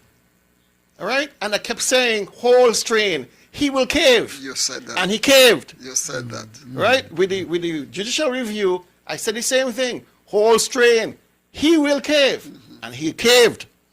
I'm not dealing with possibilities. Probability. I'm dealing with probabilities. So the last probability now, you had two and you won both. The third one now, the probability that he will not refile. The probability that he will not refile is about 99.999%. He will not refile. Okay. He's done. As far as the cases are concerned, he's done. Have a pleasant night. So the situation here is that Calvin Daly continued to mislead his listening audience with his information and his nonsense, as you will find after this third clip that I'm about to play. The gentleman that does not listen to my garbage have had debates from my podcast with Mr. Martinez in excess of over an hour and a half, which means that he was listening to the podcast. In no way you can come and have an hour and a half conversation about an interview that I had with Mr. Martinez unless you look at the podcast. So he's misleading the people about the case that was withdrawn, that was not withdrawn, which Mr. Martinez said. And he's talking about probabilities and scientists. There are some sayings out there, about educated fools. And basically, that is what you're presenting, Mr. Daly. You are a young man that I always like. I have lost confidence in you. I am hoping to find some confidence in you, Mr. Daly. Do the right thing. Stop misleading your listening audience. The facts are there before you. Cut it out. Otherwise, you need to withdraw yourself. Distance yourself from the NRP. They won't stand a chance with you. The people does not trust you. The people that are going to vote in Nevis to elect a new government does not trust you. So you're either going to continue to lie and the NRP going to continue to stay in the wilderness, or you're going to continue to lie and distance yourself. The leader of the NRP have a decision to make. Cut out your lies. Let's continue listening. Growth fund money to whatever money, CBI money now. They come here and they convince. Right? But how come we get so gullible? Because I could recall in the early stage of our new government under Simeon Daniel, I was told, and I think I could verify that with Isaac, that somebody came here, said they want to do business, and came with an empty hand. I think they met Sim somewhere on a trip. Let's take the call. Good afternoon, you're on target. Really, I want you to back up here and let me put this thing into proper perspective. When these broke white men come to St. Kitts Nevis, it's the politicians them they hang on and those who give them loans. They're going directly to a manager and the manager interview them with the loan officers. Them, it's politicians putting us in this damn stupidness. For instance, the Christopher Harbour. Patches Labour was the man overseeing for the investment from Douglas with poor people money on the penny bank. They had a court matter. This worthless one in Africa, the Muslim Prime Minister, he was being asking from the time he gone there, what happened to the court case? We want to know about the land and the money. And up to now, we want to answer. Say them, but they better watch it, If they think this young generation won't play with these kind of things anymore, they're going to get awakening. You wait. I remember that. All right, thank you, sir. There's a comment here from Patrick Brown that says Martinez said he will refile the case and he wants to thank his lawyers and Dwyer for their assistance. He was referring to the case on St. Kitts, which is the judicial review case. Good luck with that. Good luck. Like again, I said, I deal with probabilities. Anything is a possibility. He has the right to do so. It's a possibility that he will. I don't deal with possibilities. I deal with probabilities. So it's more than likely that he... More than likely he will not file. Barbados rejected Martinez, right? Yes. I think that we were told. He went to Barbados, Barbados rejected. But here's my difficulty, gentlemen. All right? And the caller made reference to it. It's always the politicians who lead us down this dark path. Yeah. Because 3 governments, 2 on St. Kitts and 1 in Nevis. The Team Unity government, who wanted MSR, the incoming SNLP government, who wanted MSR, and of course the NIA under Mark Ryan, they wanted MSR. And between 3 of those governments, they failed the people of St. Kitts and Nevis. Between those 3 governments, you would have thought that they would learn from each other's mistakes, especially SNLP, who came in last. They would have said, boy, look what happened. Let's ask these fellas in Team Unity what went on here with Martinez before we join in with this nonsense. But you see, an enemy of my enemy is my friend. When this matter started to blow up with the letter from Martinez to Dr. Harris, this was after the election. The bombshell letter? The bombshell letter. Team Unity had already out of government. Dr. Harris was out of government. He was no longer Prime Minister. Dr. Drew was Prime Minister. And when this matter started to fester, rather than join hands and circle the wagon, Dr. Drew stood back, because the evidence was against Harris. They wanted to see Harris fall. They want to see Harris go down the troops. Yep. And so they waited and waited for these fester to continue to develop into sepsis of the blood, because they believed that it was targeted at Harris. When he tried now to get at SKNLP and get money for the fraud, and you realize what Harris was saying was true, all of a sudden, the man is a bad man. But the man is a bad man. We, and the caller, I must refer to you and thank you for that. We are the ones, as politicians, the politicians are the ones who end up making us lose money, because the hatred for each other is so profound that they'll prefer to see the other one die. The other one go down the drain. Come on, let's take this call. Good afternoon, you're on target. Good afternoon, gentlemen. Good afternoon, sir. How are you? I'm excellent. Martinez, tell me something. I seem to remember that he was granted all kind of shares for citizenship, some retroactive for movies that Yes. he'd already completed in Nevis. Yes, yes, that's right. Well, I think you have it the wrong way around. I think the government caved, not him. Caved and gave him everything he wanted. And so the case don't do his work. So he may as well stop paying lawyers. Well, you see, he got what he wanted. but the timeline you're referring to is not right, because he would have gotten the contract before the court case.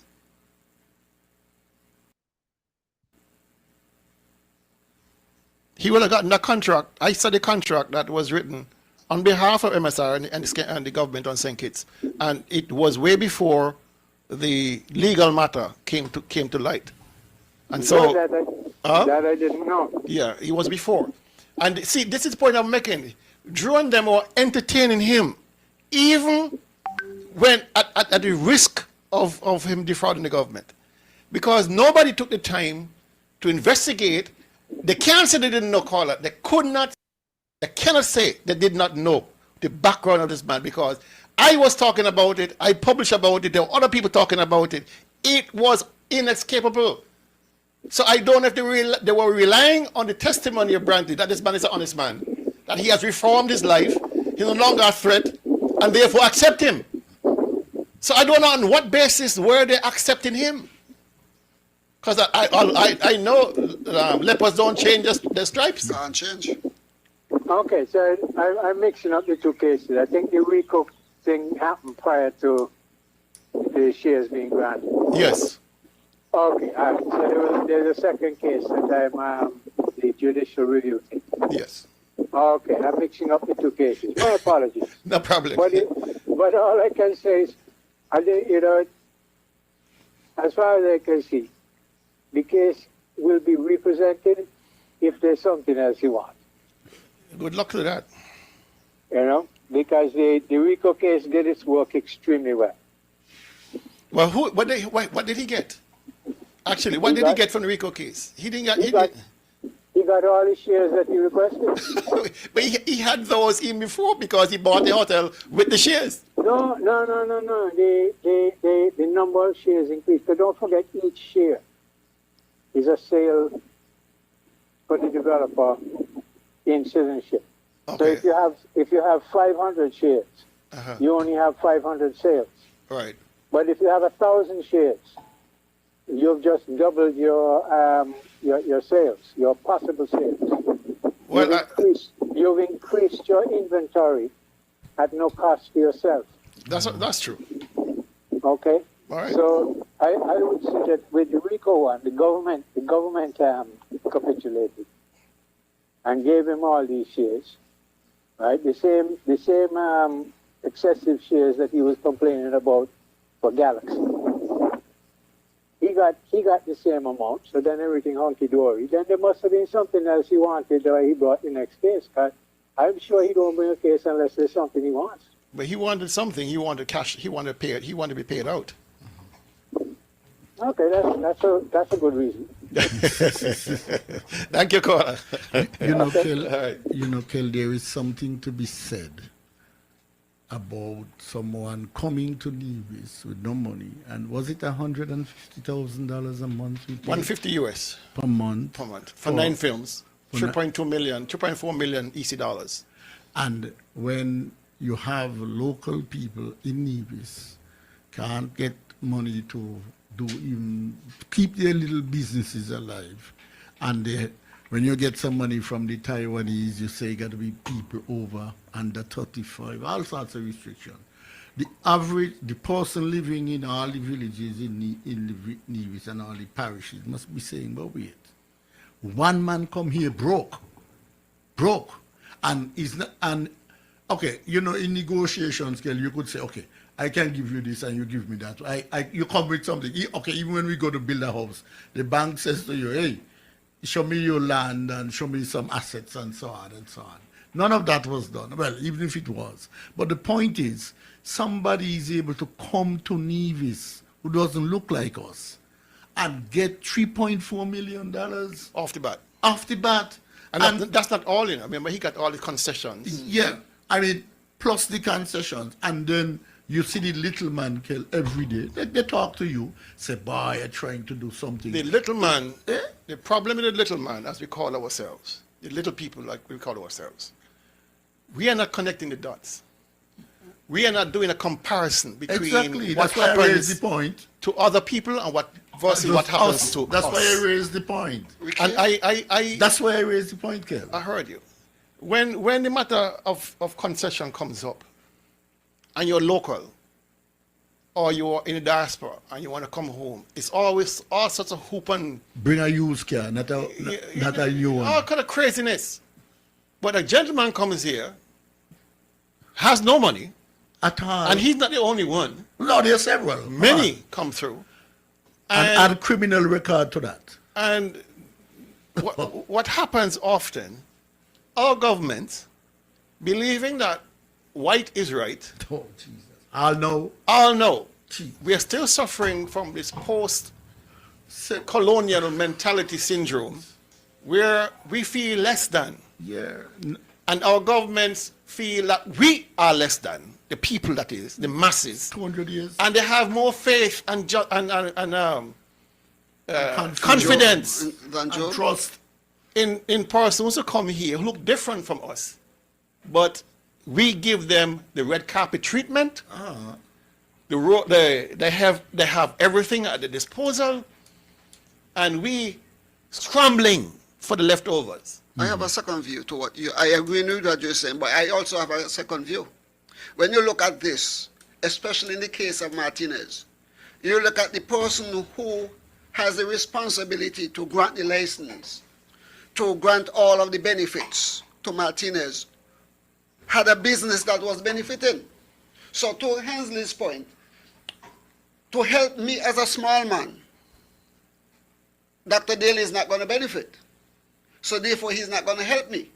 But Dr. Daly helping the white man, he's going to benefit because he's going to be the white man lawyer, the white man advisor. He's doing everything for the white man because he is going to be benefiting directly, thinking about himself, not us. But let's put it and this way. And that's the situation that we are faced with. It's not only Anglo-Saxon people that benefits. It's also a lot of Asians, Chinese, East Indians. They also benefit magnificently. Because if you look who owns the upscale restaurants and stuff like that now in Nevis, they're not us. No. Let's take this call. At all. My good people, disappointment is an understatement when it comes to these guys. It's really an understatement. Because as I listen to people like Hensley Daniel, Tulu Weeks, as I said, and previously Carlisle Powell, they have a colleague there that is leading this charge about corruption and criminality and stuff like that. But that same individual, Mr. Daly, I understood, was the president of the CFBC, the Clarence Fitzroy Bryan College for some time, the president, and had some issues there in regards to money. And not just money, hundreds of thousands of dollars that is unaccounted for. And Premier Amway, God bless his soul, and Sean Richards, I understand, while at a political meeting, made reference to those missing monies, and it was carried live on ZIZ. As a result, Mr. Daly sued Premier Brantley, Sean Richards, and ZIZ, Radio and TV for defamation. Now, because of the fact that Mr. Emery passed away, his name was removed from the lawsuit. However, the matter went ahead with ZIZ and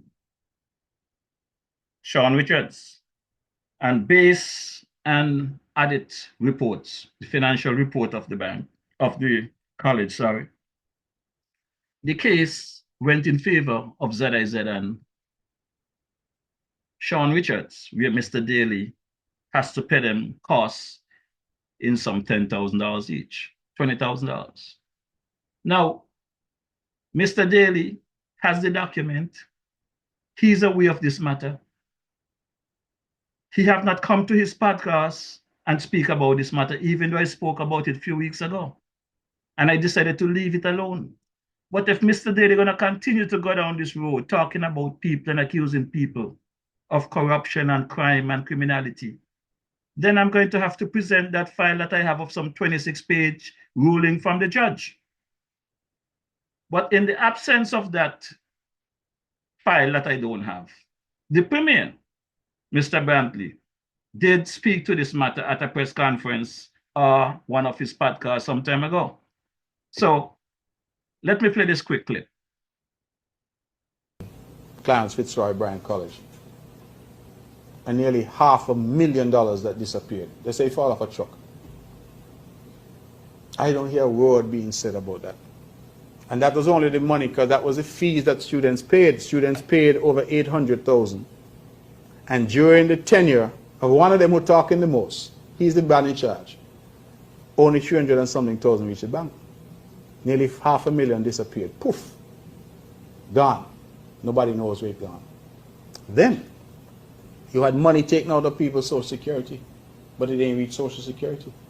You had money taken out of the pension, but it didn't reach pension fund. Them back on. But I want to know who thieved the money at CFBC. Money went missing up there daily. I want to know who took that money daily. I need to know. How did that money fall off that truck on a daily basis? Nobody seems to be asking the question. That's what WinFM I want to ask them, you know. Because maybe they don't answer me, but they'll answer you. Right? You said it was a daily occurrence. It was. Thieving on a daily basis. My good people, Mr. Daly, while you're out there busy dragging people name through the mud, tell us about that missing money at Clarence Fitzroy Bryant College. They say you was in charge, and you knew where the money was going daily. So, as I move on to the next segment of this program, it continues down the same road with the CBI.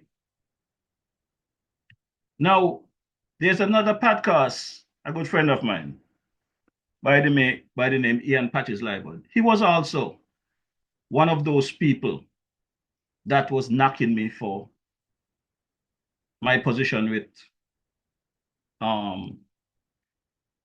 Mr. Martinez, calling him criminal and fraudster. But it appears as though Mr. Liebald get hold of some of the information that I have. Because this past Monday, I was shocked to hear the presentation of Mr. Liebald in regards to this matter. Mr. Martinez even calling on that program on Monday evening. So those two clips I will drop for you right now. And as I said, I'm just the messenger. Take a listen. And by the way, we're going to do some overtime this morning, you know. We're going to do some overtime because I really want to close out this segment and hope that we don't have to go back here. But you know, as things becomes available, if I have to come back, I will. You guys now could go live at the drop of a dime. So anybody want to test the DJ? Just keep testing the DJ. The DJ is quite capable and ready. So let's take a quick listen to Brother Ian Patch's library. In St. Kitts and Nevis, we boast that our CBI program is the oldest one in the world. And when I say CBI, for those who may be hearing it for the first time, I'm referring to our Citizenship by Investment program, which is the oldest program in the world, established since 1984. And that is so true. But from the onset, it was apparently fraught with corruption, as back then it was reliably rumored that it was a vehicle used for money laundering, drug trafficking, and guns. And it had ties to the Colombian Cali cartel and the IRA. It was the brainchild of one man, Dr. William V. Herbert, who is seen here pictured at the United Nations General Assembly. He was back then the United Nations permanent representative, the UN ambassador as we're called. And Dr. Herbert was also the founder and leader of the People's Action Movement. It was, like I said, a one-man operation. And many stories were told about this one man who disappeared nigh 31 years ago in 1994. But Straight Talk will not repeat any of those stories, as Billy, as he was affectionately called, is dead. Thus he cannot defend himself. So we won't say anything more about Billy Herbert. However, in 1995,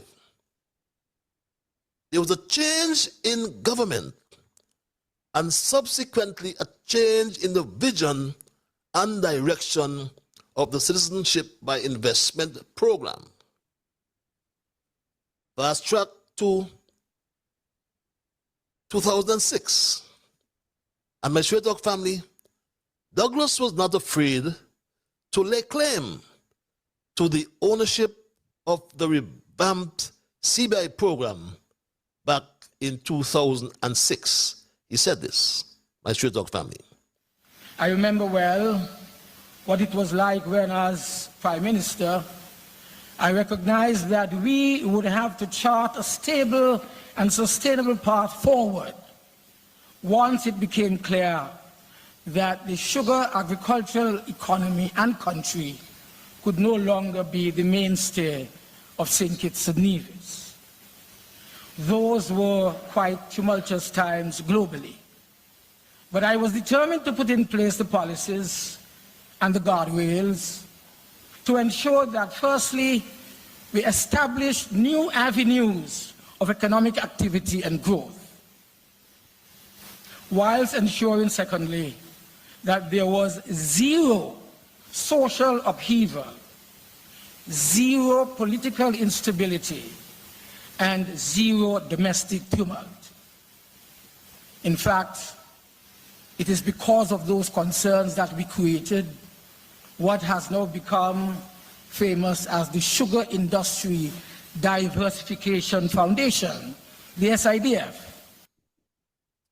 And yes, my Straight Talk family. But if we take a glance, for example, at the International Narcotics Control Strategy Report of 2006, you will glean from same that it concluded back then that the inadequately regulated economic citizenship program in St. Kitts and Nevis was an area of concern to the United States. Now, what is the INCR, the International Narcotics Control Strategy Report. It's an annual report by the Department of State to Congress, prepared in accordance with the Foreign Assistance Act. Volume 2 of the report stated that the government of St. Kitts and Nevis continues to be vulnerable to money laundering and other financial crimes. The report recommended quite clearly that St. Kitts and Nevis should curtail its program. But that was 19 years ago. And yes, we had during that 19-year period 3 different administrations. The latter years of the Denzel Douglas Labour administration, 7 years of the Harris-led Team Unity administration, and now 3 years of the Terence Michael July administration. But you know what is interesting in this whole saga, my Straight Dog family? It is the long, complicated story of this French filmmaker, Philippe Martinez. And the closer I got to the story, I found out that it is not fictional, but it is based on real facts. And yes, the facts are that Philippe Martinez confessed, according to the New York Times, that 20 years ago, in 2005, he transgressed the law and was convicted in his home country of France. And some people ask me, hasn't he paid his debt to society and is now a rehabilitated man? But that is not the focus of my discussion tonight. Because as I get closer to the facts, Philippe Martinez reminds me of Elon Musk, except that Elon was appointed by President Trump to head the Department of Government Efficiency, DOGE as they call it, for no salary. And Philippe has volunteered, it seems, to head the St. Kitts and Nevis Department of Government Transparency, DOGT, we call it, for free or for no money. I use the word volunteered because Philippe said that his lawsuit against Dr. July is not for money. He said this, my Straight Dog family, and should we believe him?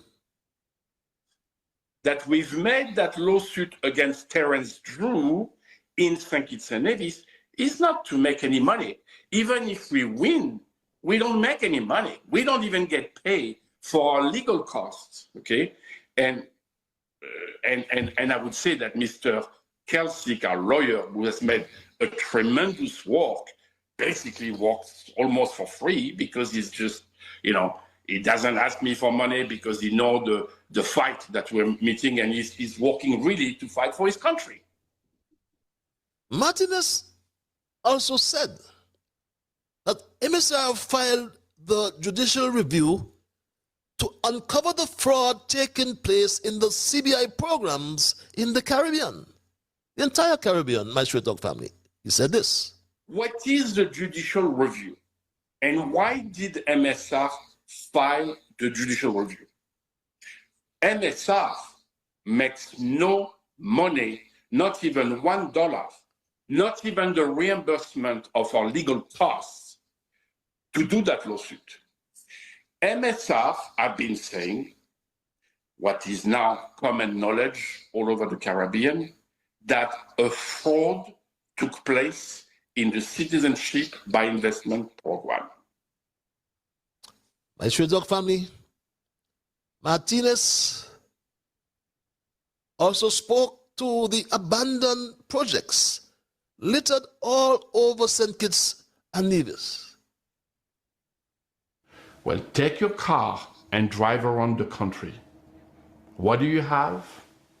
A bunch of abandoned CBI projects that are killing the landscape of the country. Why? Why does your government allow that? Ask yourself the question. That's not complicated to understand. It's not complicated to understand. Why? In my constituency alone, I can think of the Tiloff, right along the main corridor in Frigate Bay. The Tiloff, an eyesore. I can think about Pelican Bay, my Straight Dog family. Also in our constituency, another eyesore. Then there's also the Montebello Residences, my Straight Dog family. Another eyesore. And we ask why. It's obvious why. These investors have taken off with all the money and have not completed the projects. And what has the governments, and I say governments, these have spanned governments, but in particular the Douglas Labor Administration, what have they done? What will they do, my Straight Dog family? Because these projects these investors have no intention to complete them. When we look at Kitchen Hill, government spent $90 million from the SIDF pumped into Kitchen Hill. And Kitchen Hill has almost $50 million in claims for unfinished condo apartments. But contrary to what some may say, I'm at variance when it comes to this. Because I submit that Park Hyatt and Ramada are the only two hotels funded under the CBI program that were completed. The only two. So why is Mohammed Azaria outside of the same scrutiny as Yingjing? Because they completed Ramada. You may say it took them so many years. But ask yourself the question, did Ying make money and Mohammed lost money? What's the truth? What's the truth about these projects, my Straight Dog family? But that too is not the focus of our program tonight. The truth is, it seems that what emanated from the big scandal that erupted when Philippe and his investment partners were allocated 1,200 shares or units to develop a US $200 million project in the Whitegate area. However, the snake, Mark Brantley, a member then of the Team Unity cabinet, revealed publicly that the prison project was allocated 5,500 shares or units on an EC $80 million project. But the snake, Mark Brantley, was part of the collective decision of cabinet. Yes, decisions made by a cabinet are the result of collective agreements or a collective agreement, which means that all members share in the responsibility for outcomes, whether they are positive and or negative. Notwithstanding the foregoing, the snake, Mark Brantley, distanced himself from the decision. And given his transactional nature, the snake, after being approached by Philippe Martinez, who tried to salvage the Team Unity administration, spoke with the snake, Mark Brantley, and tried to negotiate. And Mark, we are told, requested a US $75 million payment to the NIA and 25% of the CBI as a fair share for Nevis. Unless Philippe Martinez denies this, the information that I have been provided is when the parties agreed on the conditions and the snake, Mark Brantley, was required to sign a contract, the snake backed out, and the rest is history, my Straight Dog family. The snake backed out, and the rest is history. In summary, then, ask yourselves, was it just a conspiracy to bring down Tim Harris? Well, the political history books will record that avoidance of the motion of no confidence filed by the snake Mark Brantley as a member of his own government. It brought down Sean, it brought down Mark, it brought down Tim, and it brought down team unity. My good people, that is the clip by the man Ian Patches Libert for this past Monday. I must say that though I may have certain information, I refuse to bring certain information to the general public. However, each individual that have a podcast, they are free to do as they please. So, but the Patches have delivered some information there that I would hope that you guys pay attention to, because there are some things on the horizon. And I can assure you that it's going to be a very hot summer in the Federation of St. Kitts Nevis in the few months. Now, I'm going to drop a clip with Mr. Martinez calling on Patches show on Monday. And whether you want to believe or not, like I say, only time will reveal the facts of these matters. Have a pleasant night, my dear brother.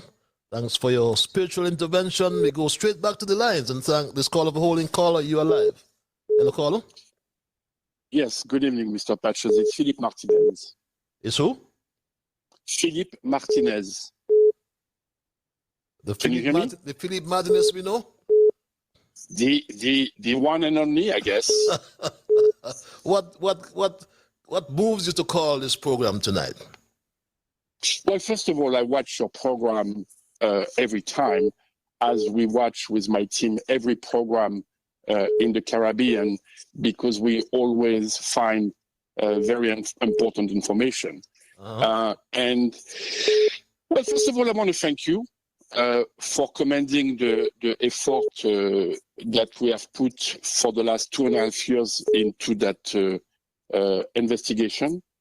And I would like to say something to you and to your audience.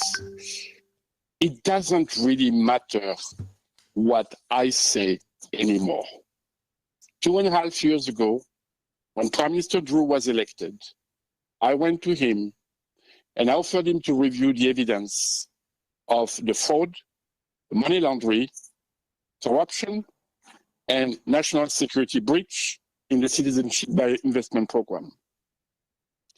I did the same with the Attorney General Garth Wilkins. Nobody wanted to listen.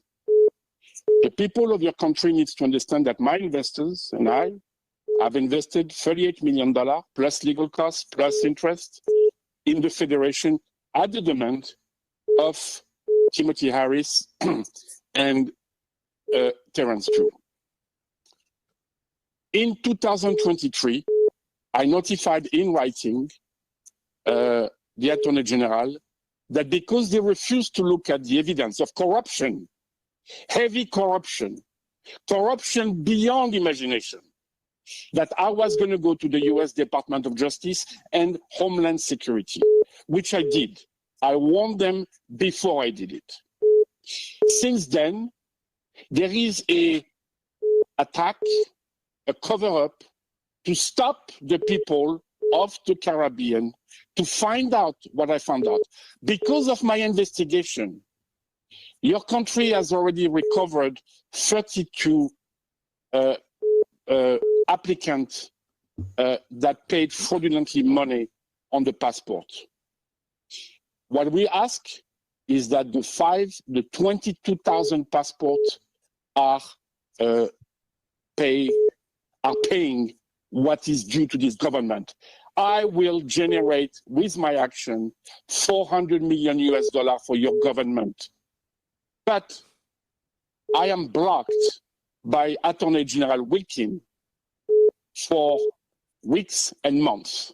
So my message, and the reason I'm calling you today, is very simple. it doesn't matter. They could not block me. All the evidence, all the bank statement, going way back to the Ramada Hotel, to the jail project, are with the United States Department of Justice. I have been called by the State Department. I have fully briefed them on that. So for the gentleman that called earlier who saw that I was an agent, I want to say that, no, sir, I'm not an agent. I'm just a guy that trusted Terrence Drew and Gus Wilkin that they will clean the program. And I was abused. Okay. And I took that battle, all the way to the end. And now they can cancel my contract as they announced it today. It doesn't really matter.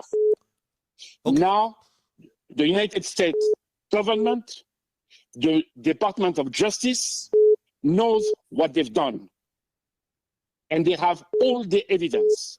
Oh. And if I wanted to be, and I'm not allowed to provide the bank statement until instructed by certain people.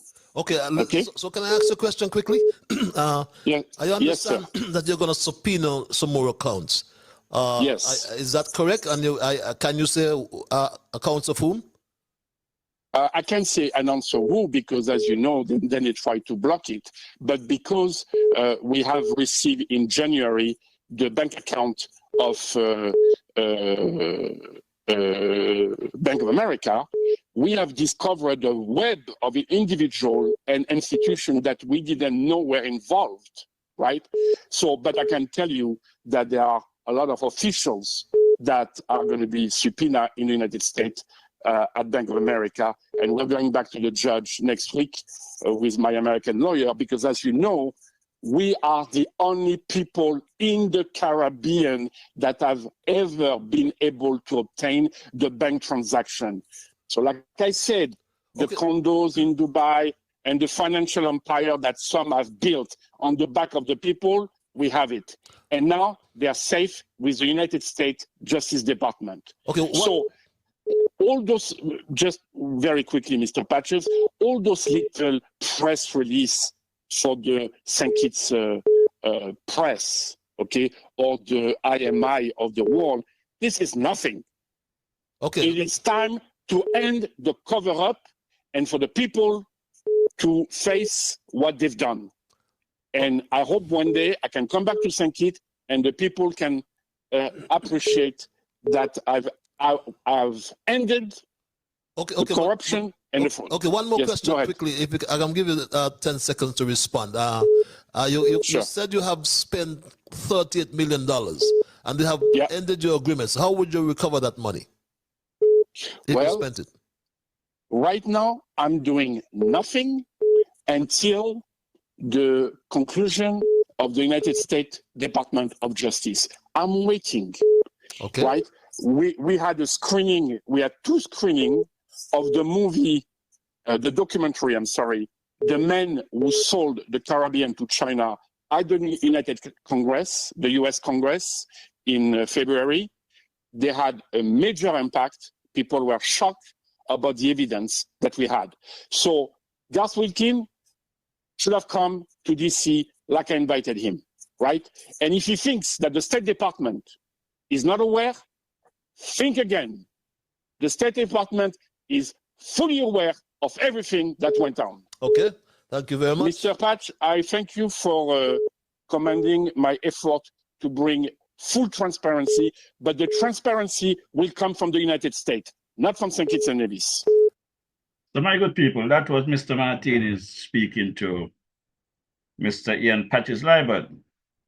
And for full disclosure, my good people, I would like the online viewers to know that I received an official invitation to go across to Washington, D.C. to view the documentary with Congress at the next viewing. And I have accepted that opportunity because I intend to get to the bottom of this thing. I want to know when I come here on a Wednesday evening, I am speaking from a position of facts.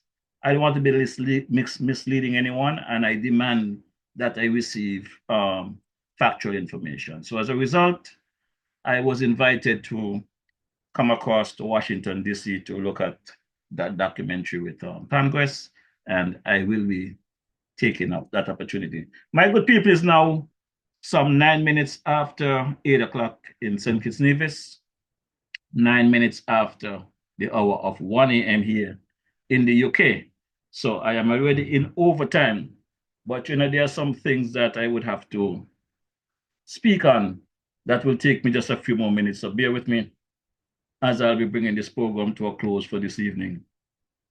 But before I do that, I want to thank my brother there, Aston Williams, the dancing commissioner, for the accommodation of transporting a good friend of mine who is in the Federation at the moment, a supporter, Mr. Romelo, there, and Nevis. I hope you had a good day, my brother. But, my good people, it will not sit right with me and my conscience if I am to end this podcast without giving you an update on my brother Cance Edwards, the Buffalo soldier, where we are at this moment. So, as I dive into this information, it is with a heavy heart that the family and myself still have yet to get any confirmation or concrete information from the authorities of St. Kitts and Nevis. Well, in St. Kitts, Nevis, I can say today, April 9th. And here in the UK, where the time is different, I can say today, Thursday, April 10th. So as I present this evening, I might be giving you some information that will be a bit confusing. So pay attention and follow the conversation. For you folks in the New York area, St. Kitts Nevis,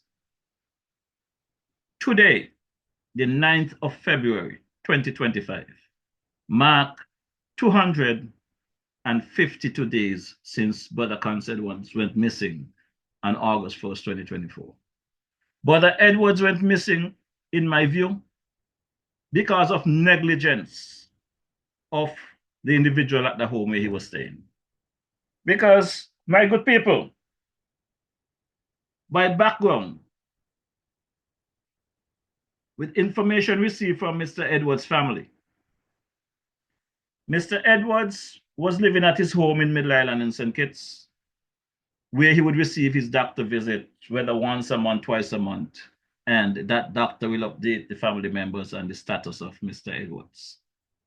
However, the doctor recommended that Mr. Edwards get 24-hour care as he was diagnosed with dementia. I think we all know what 24-hour care means. But according to information, Mr. Edwards was allowed to roam the streets of Sadlers on his own and come back home at a particular time daily. On the 1st of August, 2024, Mr. Edwards never returned to his residence, where the end result is that he went missing.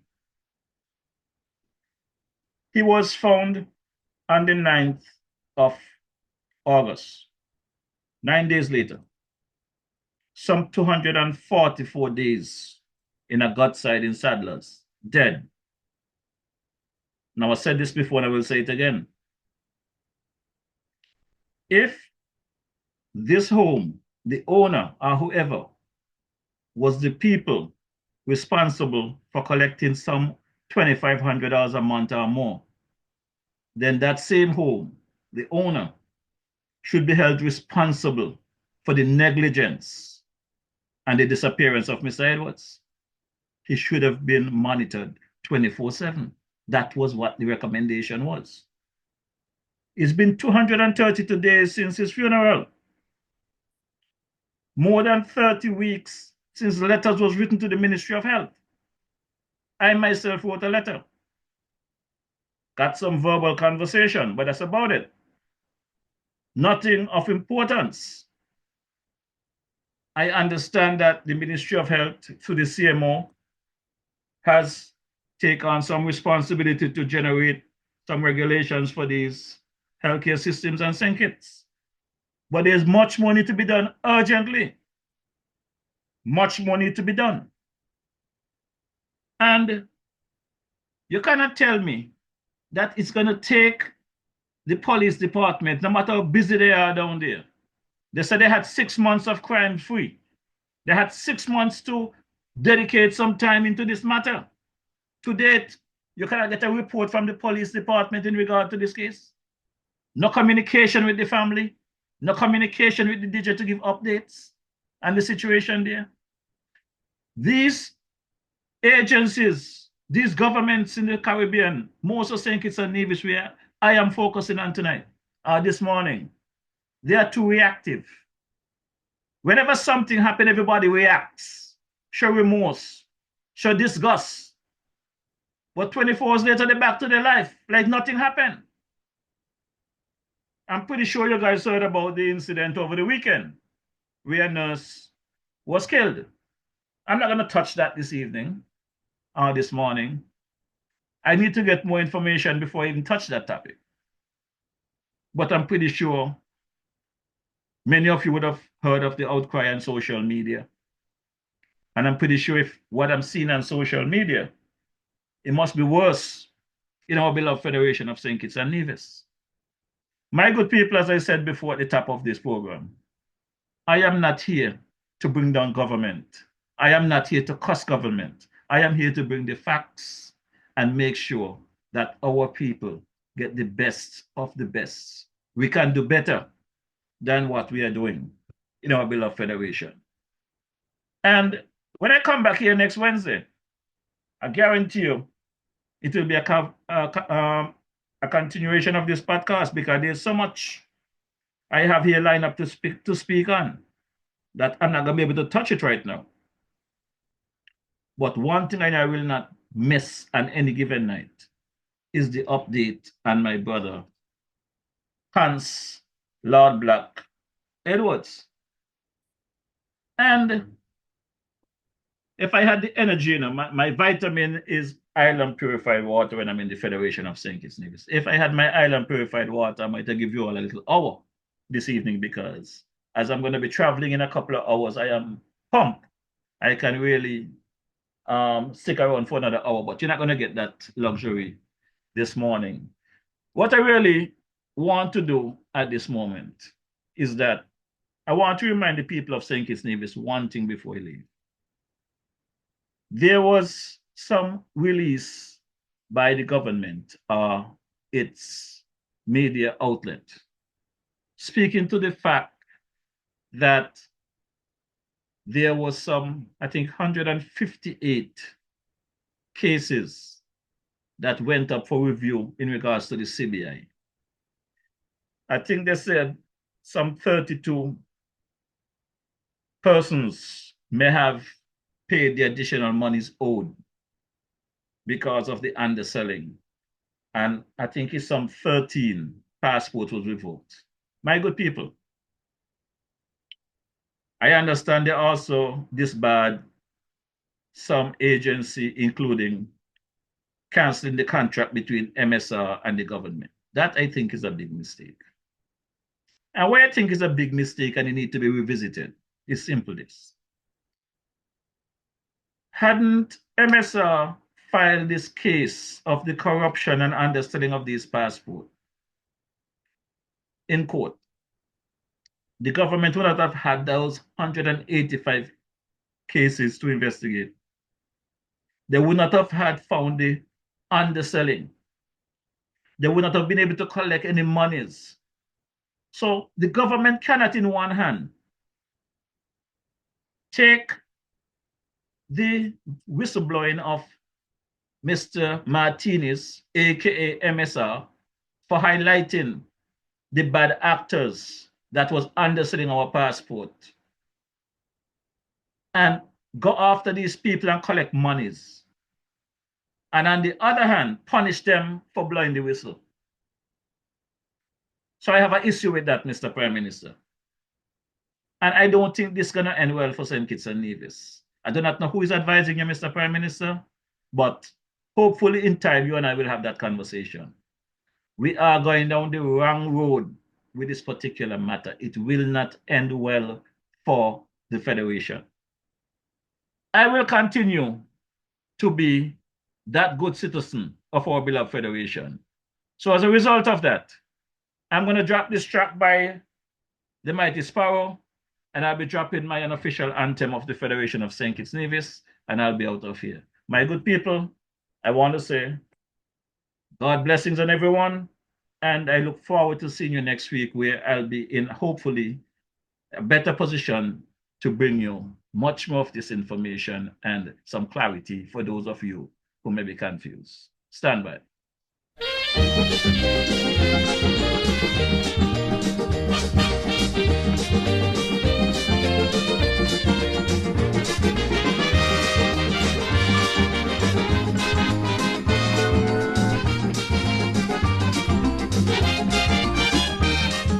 When does someone really become a good citizen? I'd like to know for sure. Why, when the ordinary man disagrees with the establishment, they call it treason. Why should they persecute a brother for seeking black power? Don't they know a blind man could see that this is blatant hypocrisy? The real traitors and them are all high in society. Yet the government protecting all of them and penalizing you and me. And in a million different ways they violate the law. It's the same good no good bastards who oppress the poor. They sell in black market, making excess profit, paying a starvation salary. These good citizens are the architects of economic slavery.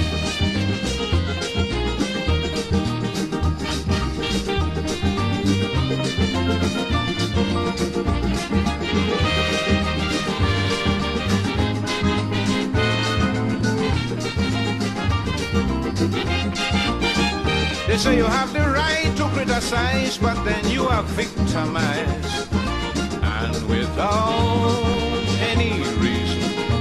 Many a time you find yourself politically paralyzed by that same good citizen. Yet these fakes and phonies enjoy a long life of luxury while they spread corruption throughout the country. When they should be arrested, they're protected and respected in this society. And in a million different ways, they violate the law. It's the same good no good bastards who oppress the poor. With a false declaration, tax evasion, defrauding customs duty. These good citizens are the architects of economic slavery.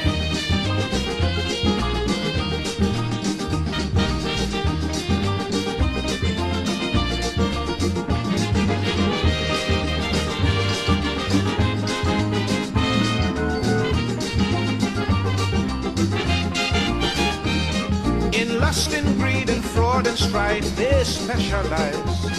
Double deals, they idolize.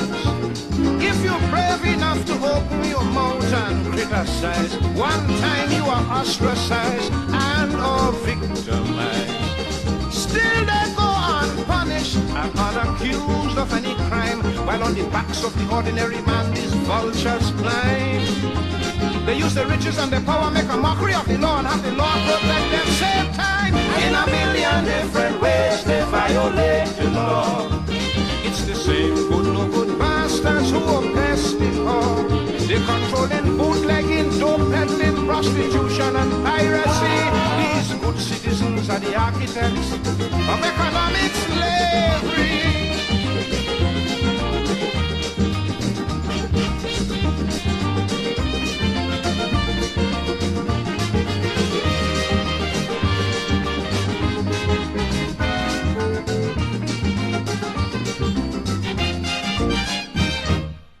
Yes, that's the sound of the Mighty Sparrow. The good citizens always get the knockabout from these corrupt individuals. So, we have to just pray for our country, pray for our ministers of government, and pray for our citizens.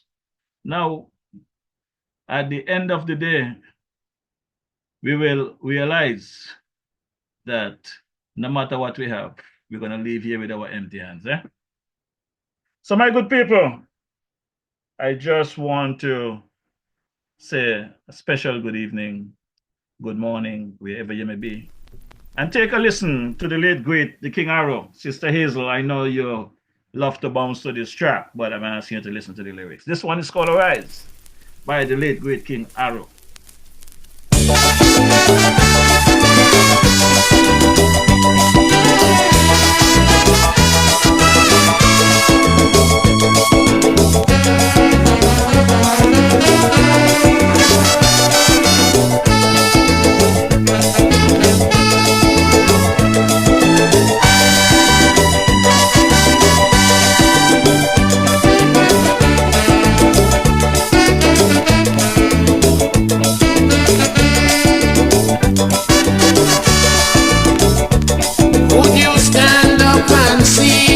Your country dying and never lend a helping hand. Would you see your children's future dwindling, creating much disillusion?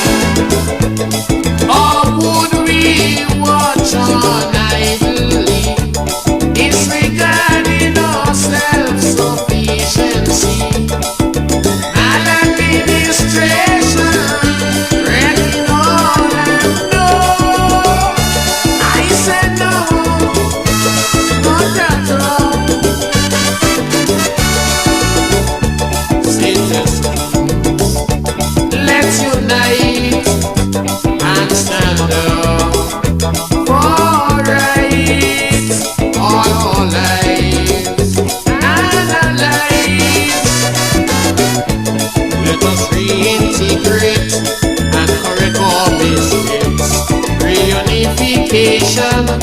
Building a brand new nation, we'll move on together hand in hand. Rise, citizens, arise, the country is yours, all yours, still yours.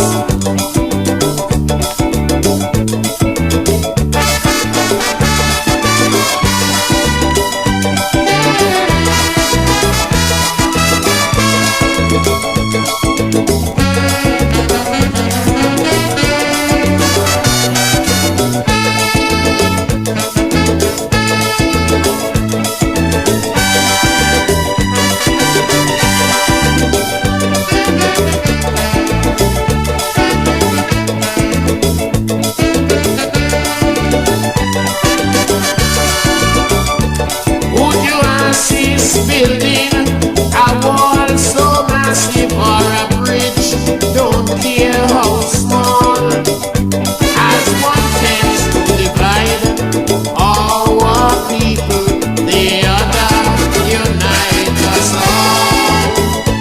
Unambitious men just cannot be a part of this community. Selfishness, a total lack of interest.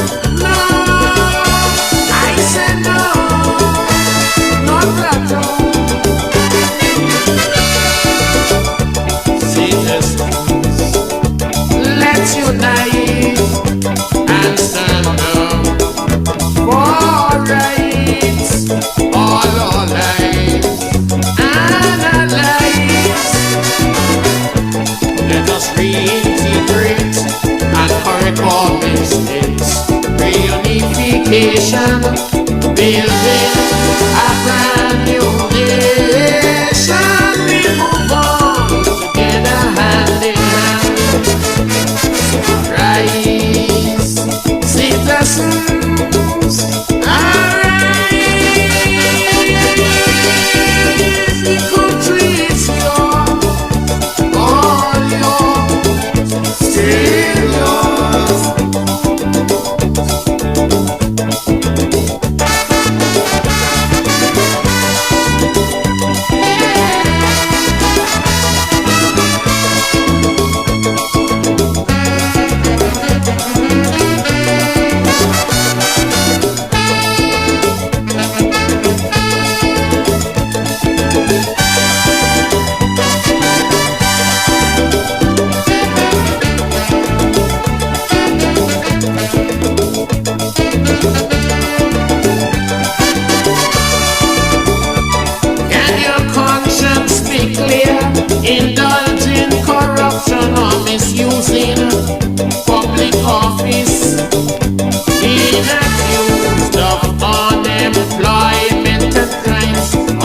corrupting our citizens' peace.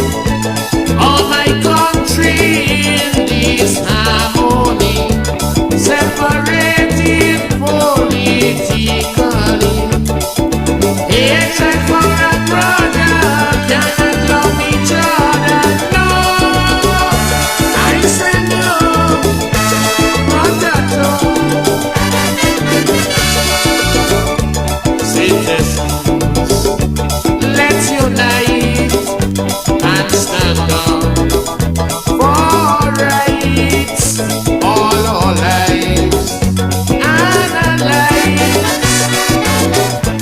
Let us reintegrate and correct our mistakes. Reunification, building a brand new nation. We'll move on together hand in hand.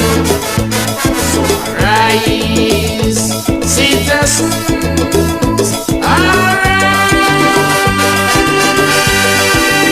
The country is yours, all yours, still yours.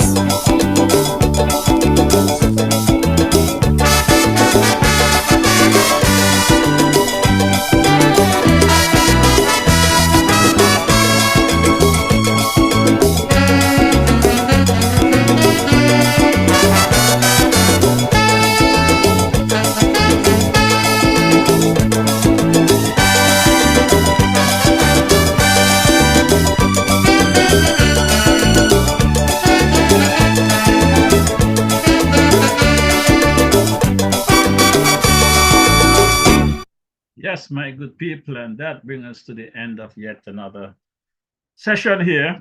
It's now April 10th in the UK, April 9th in St. Kitts Nevis. My good people, look forward to seeing you guys next week, Wednesday, same place, same time, 6 p.m. St. Kitts Nevis time, 8 p.m. at the end of that